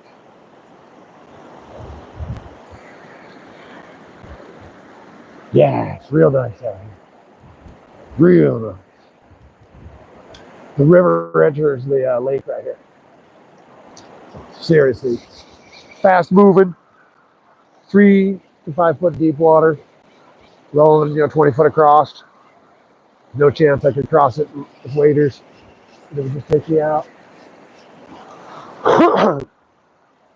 And so the fish hanging out here, they like this cold, they like the cold inlet water full of oxygen. Sitting there waiting for little critters to come floating down. So using them steelhead techniques, basically. Mend your line, make sure your line doesn't float ahead of your float. Instead it gets pulled in an unnatural way. Your line makes this candy cane shape in the water. You want your line to be directly behind your float. And then you float. Yep, I got him.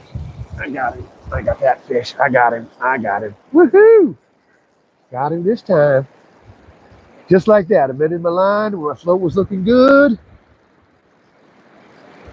All right, Cindy, thanks for coming by. Woo! Got a fish on. Come on, fish. Oh, yeah, give me some attitude. He's giving me some food. I don't think he's as big as them other ones. Oh, you are a beautiful boy. That is a beautiful male. Holy red striped Batman. You's a red stripe, man. You like a Jamaican trout, man. You the red stripey. Wow. Oh, this might be a McCloud red band. Holy beautiful guy. I'm gonna let this guy go, but you gotta see this thing real fast.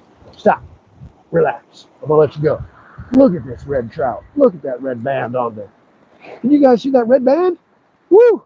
That is one of the best red bands I've seen in quite a while. Look at that. Wow. It's got a big mark on him too where a bird got him. He wants out of here, guys. Oh, wow.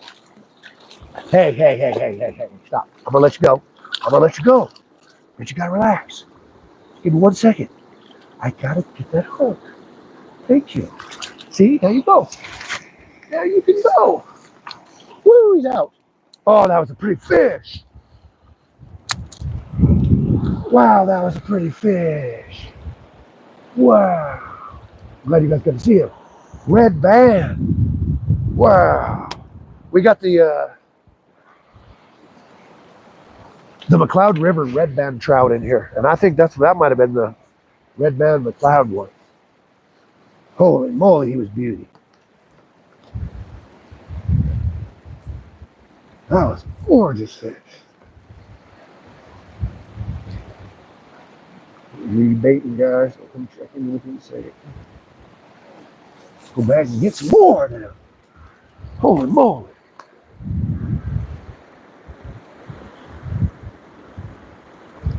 Yeah, just that red banded was something. He was beautiful. Pretty sure that was the McCloud River red band genetics, because it's in here. That's the old school genetic. Oh, that's a pretty fish.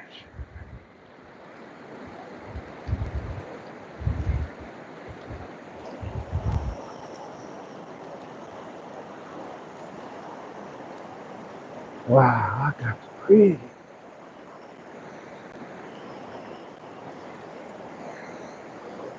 Have to make me a little short or something out of him. That was a pretty fish.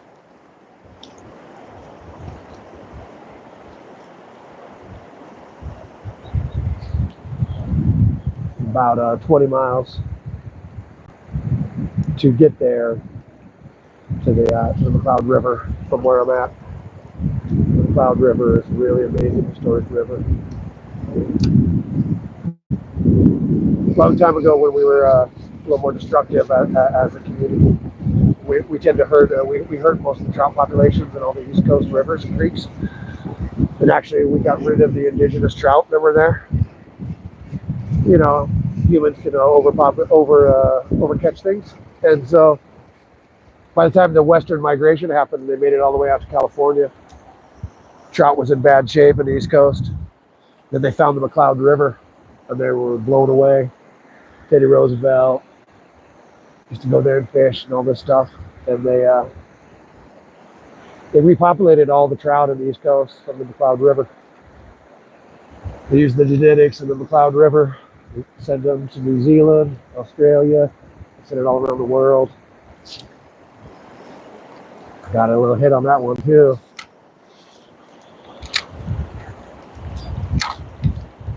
Dang it, missed it. He may have got the tip of my, nope. I got him. He came back. Yes, he came back. Yeah, he came back for it. Thought I was going to miss him. Thought it was a miss. Thought I had a swing and a miss. He came back. He came back. This guy's fighting. This one's giving me some tood. This one's giving me some lip. He's a tood ripper. Had a tood fishy. He's not pulling heavy. He doesn't know he's caught yet. Watch. He's going to do the flip out in a second. There he goes. There's the flip out. Oh, yeah. He says, I'm caught. Oh, Mo, I'm in trouble now. Oh, I can see you. Well, now that I see you. Oh, he said, I see you. Oh, that's not cool. Oh, he got off. Good job, buddy. Got yourself free. Woohoo. He was pretty fish. He was pretty fish. Pretty fish. He had a bunch of spots on him. I think that's maybe fish number 5. I'm in a bit of a fishy spot, guys. We keep slamming them. We're just slamming them. I was getting tired of going live in the same old location. I was just catching these little baby stalkers. I get tired of catching little things that I can't eat. Adios. Oh, thanks, man. Thanks, Chris. Appreciate you. Thanks for stopping by. Any of y'all? You're all a good fam.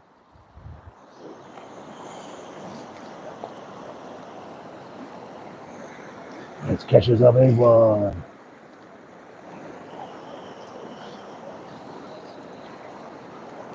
There's some serious fish in here. Serious fish in here.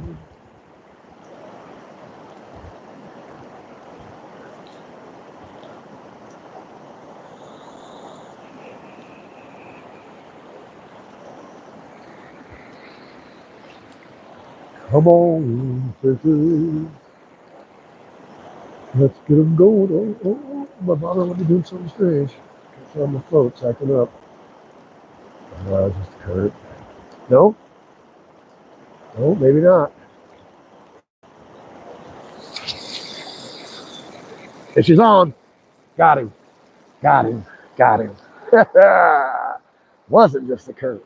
Fish. Oh, he's full drag tip. He's not giving me. Not making this one easy. Oh, he's coming to the current. He's in the heart of the current. He's a big fish. He's acting like a big fish. He's in the middle of the current. He's making me work for him. Making me work for him. Oh, this is a fish kind of day, y'all. Perfect day to go live. It's a fishy day, man.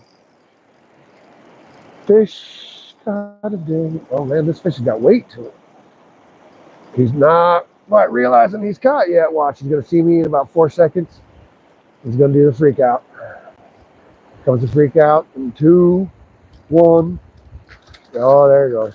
There he goes. I see you, he says. Oh, there goes some drag. Oh, he's way gone. And come on back, I say.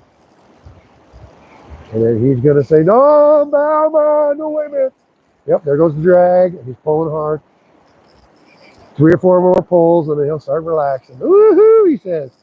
I do not want to go with you. I don't blame you, buddy. Woo! You tired it out yet? No? Oh, you're a beautiful trout. Beautiful trout. Look at you go, Buck. You're super buck. Super buck. Super buck cheeser. Woo! Still pulling. Come on, buddy. Wow, you gonna give it up yet? Oh no. All right, you finally ready to give it up. Let's show everybody how cute you are. So hey everybody, I gotta get going. I got a fish in my mouth. I got a worm in my mouth. Time to get out of here. Thanks guys, appreciate you, but this isn't my thing. Where's this hook at? Did you swallow that hook? Buck?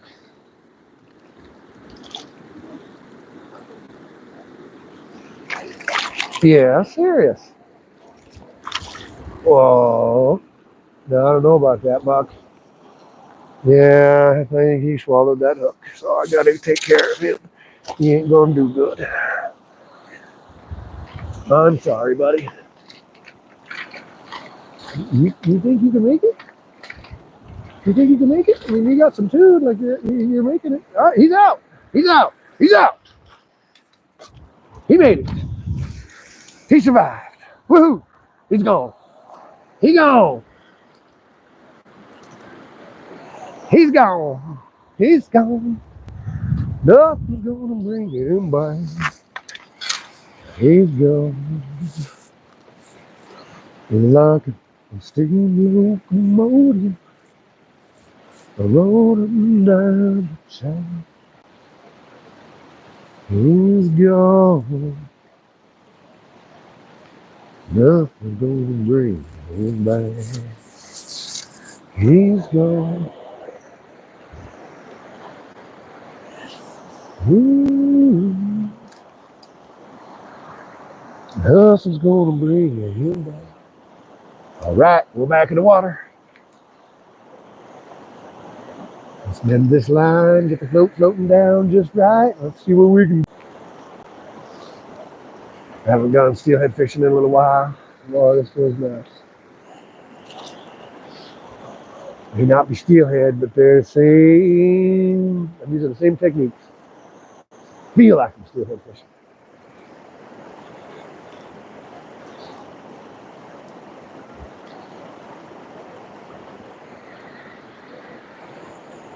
Appreciate you guys stopping by, hanging out, enjoying a little bit of fishing time with me. Lot going on out there in the world. It's Thursday.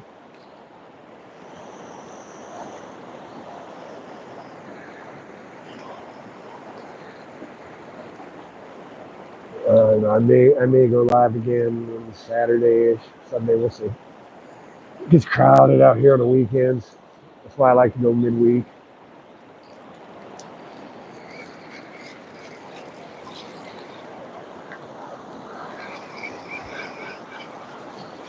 I'm a bit of a lone wolf. I like an area by myself. I can just be stupid and goofy and just be myself. When it's just me or when other humans are around, I tend to modify my behavior, act appropriately. I just feel better all by myself.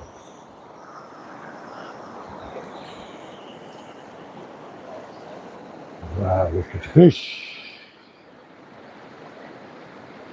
Heck yes, more style.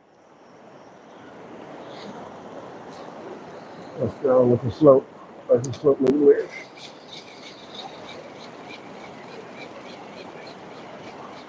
Something done right. What's right with that float? What happened?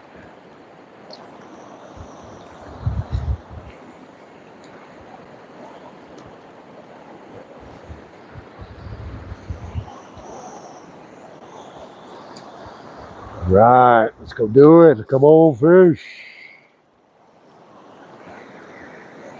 Yeah, looks a little better. I don't know. Oh, the float. Wait, float. There you go. Oh, I'm at my weight, but it's a little too long. My weight's dragging.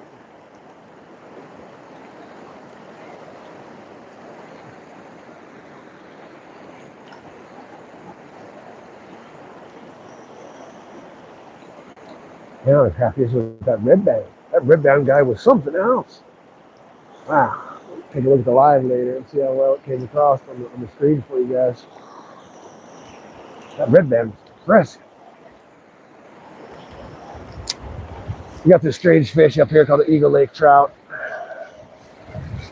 And he's an interesting one. He'll have a gigantic red band on him too. There's a lake called Eagle Lake to the east of us.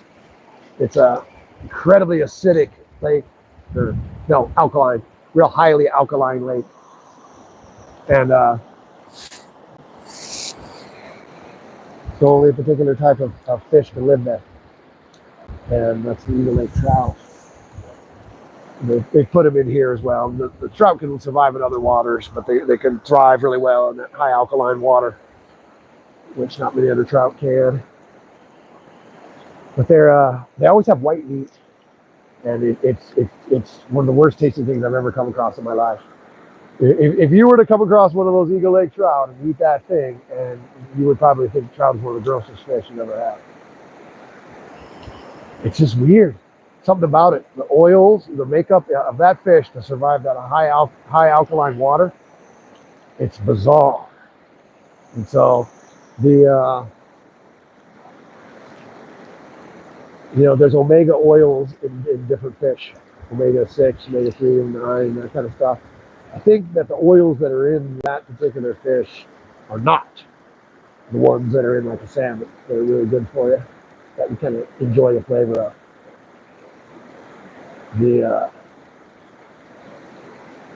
About 10 feet in front of a float is a big fish. Let it float right to it.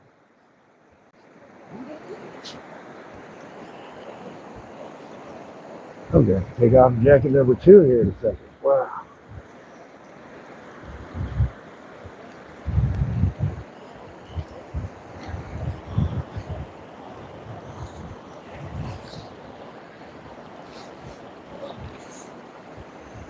Come on, folks. What we got?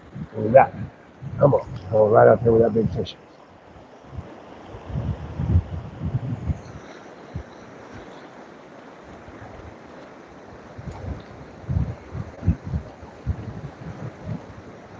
I just heard floating night crawlers. Tried a few different things, see what would work. A couple days ago, whole night crawler was doing it, man. Whole night crawler. Once you figure out what your fish are biting on, man, just stick with it. No need to switch up. Once you know what's doing it, you let them have it.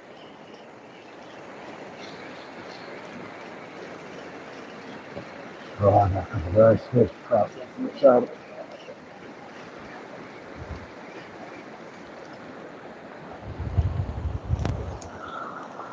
See if we can get one more fish for you guys. We'll probably ending the stream here soon. About to hit that 2-hour point. 2 hours. I like doing a 2-hour stream, 2 to 3 hours. Depends on the day, how much talking I feel like doing. Oh, I'm in the heart, man. This is where I've been getting bites. Let's see what's going to go on. Yep. Got a little nibble. He may have taken it. He may be that. He may have been that good. Oh, he was that good. I bet he was that good, wasn't he? Oh, I bet my worm was gone. I bet my worm was stolen.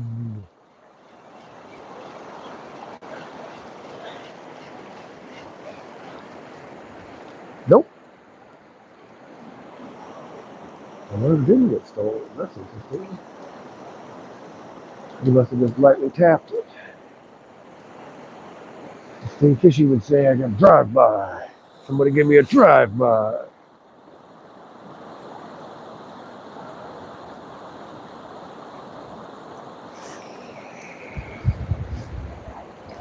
Let's go get him. That is one of the fish that I caught before. He's like, oh, I am not falling for that one again. Oh, the old banana in the tailpipe. I'm not falling for it. All right, Fishy, where you at? Gotcha. Got you. And oh, that's a fighter.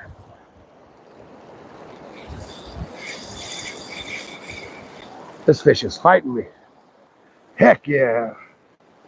This fish is fighting me, pulling some drag.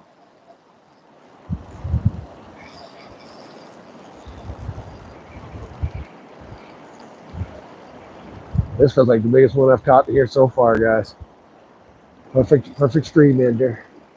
This one, I mean, I got my drag on, and this guy's giving me a tood. Or he could just be stuck in the middle of the current. He knows what he's doing. Like the salmon, they use that current for their advantage. Stuck underneath the current.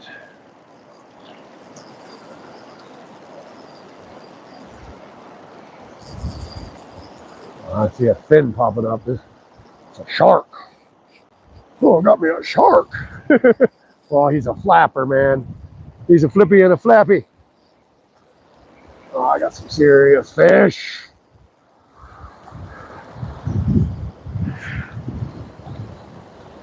Oh, man, stay fishy. Perfect timing, bro. I got a hog on. Hog on the line. Give me some tood, bro. He does not want to come in, man. Woo, he does not want to come in. Hog on the line, or just a guy with an attitude, whatever he is. He may not be the biggest fish I've got so far. He just might have the biggest attitude. Oh, but man, I'm telling you, I don't want to tighten my drag up because when he pulls, it's like serious. Oh, this guy had an attitude. All right, I can finally see him. All right, it's a pretty fish. Oh, yeah. He's not a small fish at all. Wow, he's no small fish. He's no small fish. Woo-hoo-hoo. Whoa.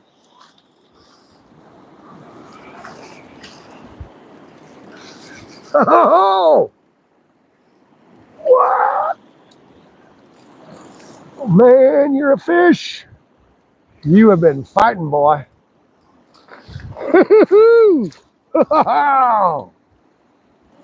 Oh, man, this fish is giving me some lip. I got his lip, but he's giving me lip. Oh, man, we in there? We're in there. Yes. Hog. Hog. Hog. Hog.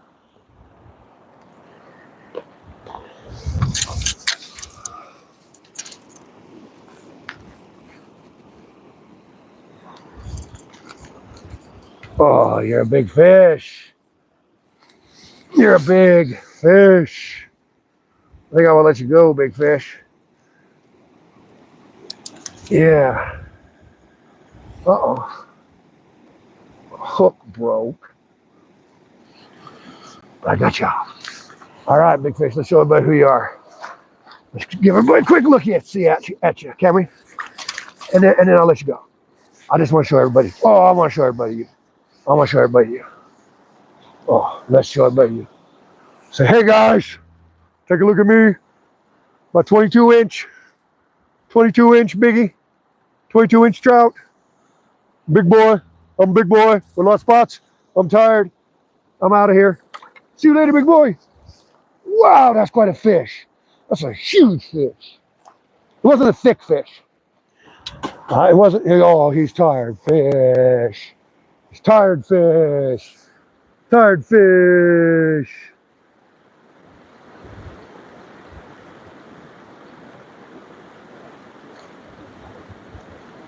Man, he was a good fighter.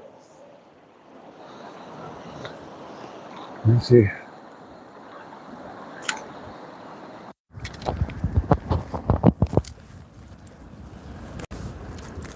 He's a big fish. See him?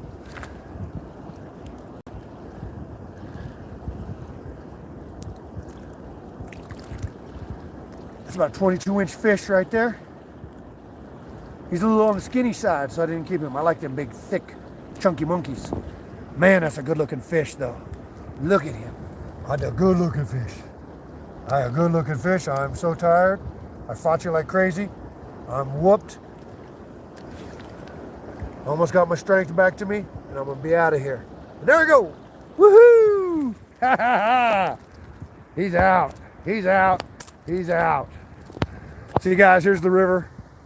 I'm fishing. Rolls down there. Goes this way. heads into the lake.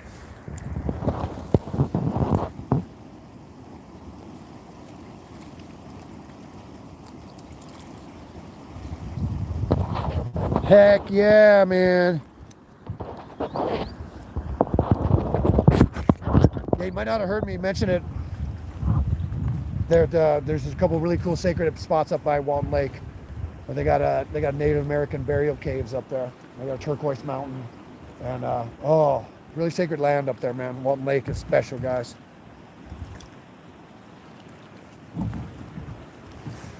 So you guys, the ones I did keep.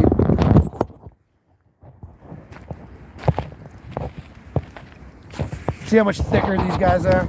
They got that big, giant, chunky monkey belly to them.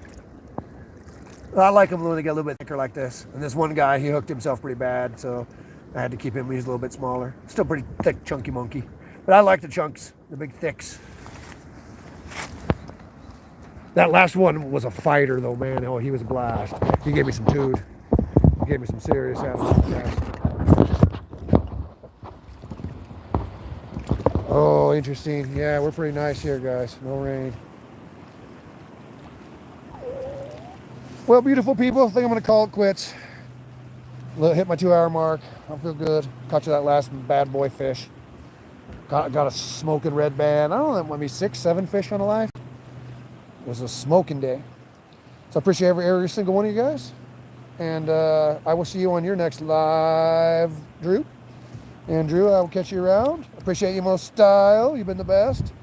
Be Driven's probably gone. Chaos is gone. But all of you good people, keep doing good things. Be good humans. And I'll see you on the next live. Bye now.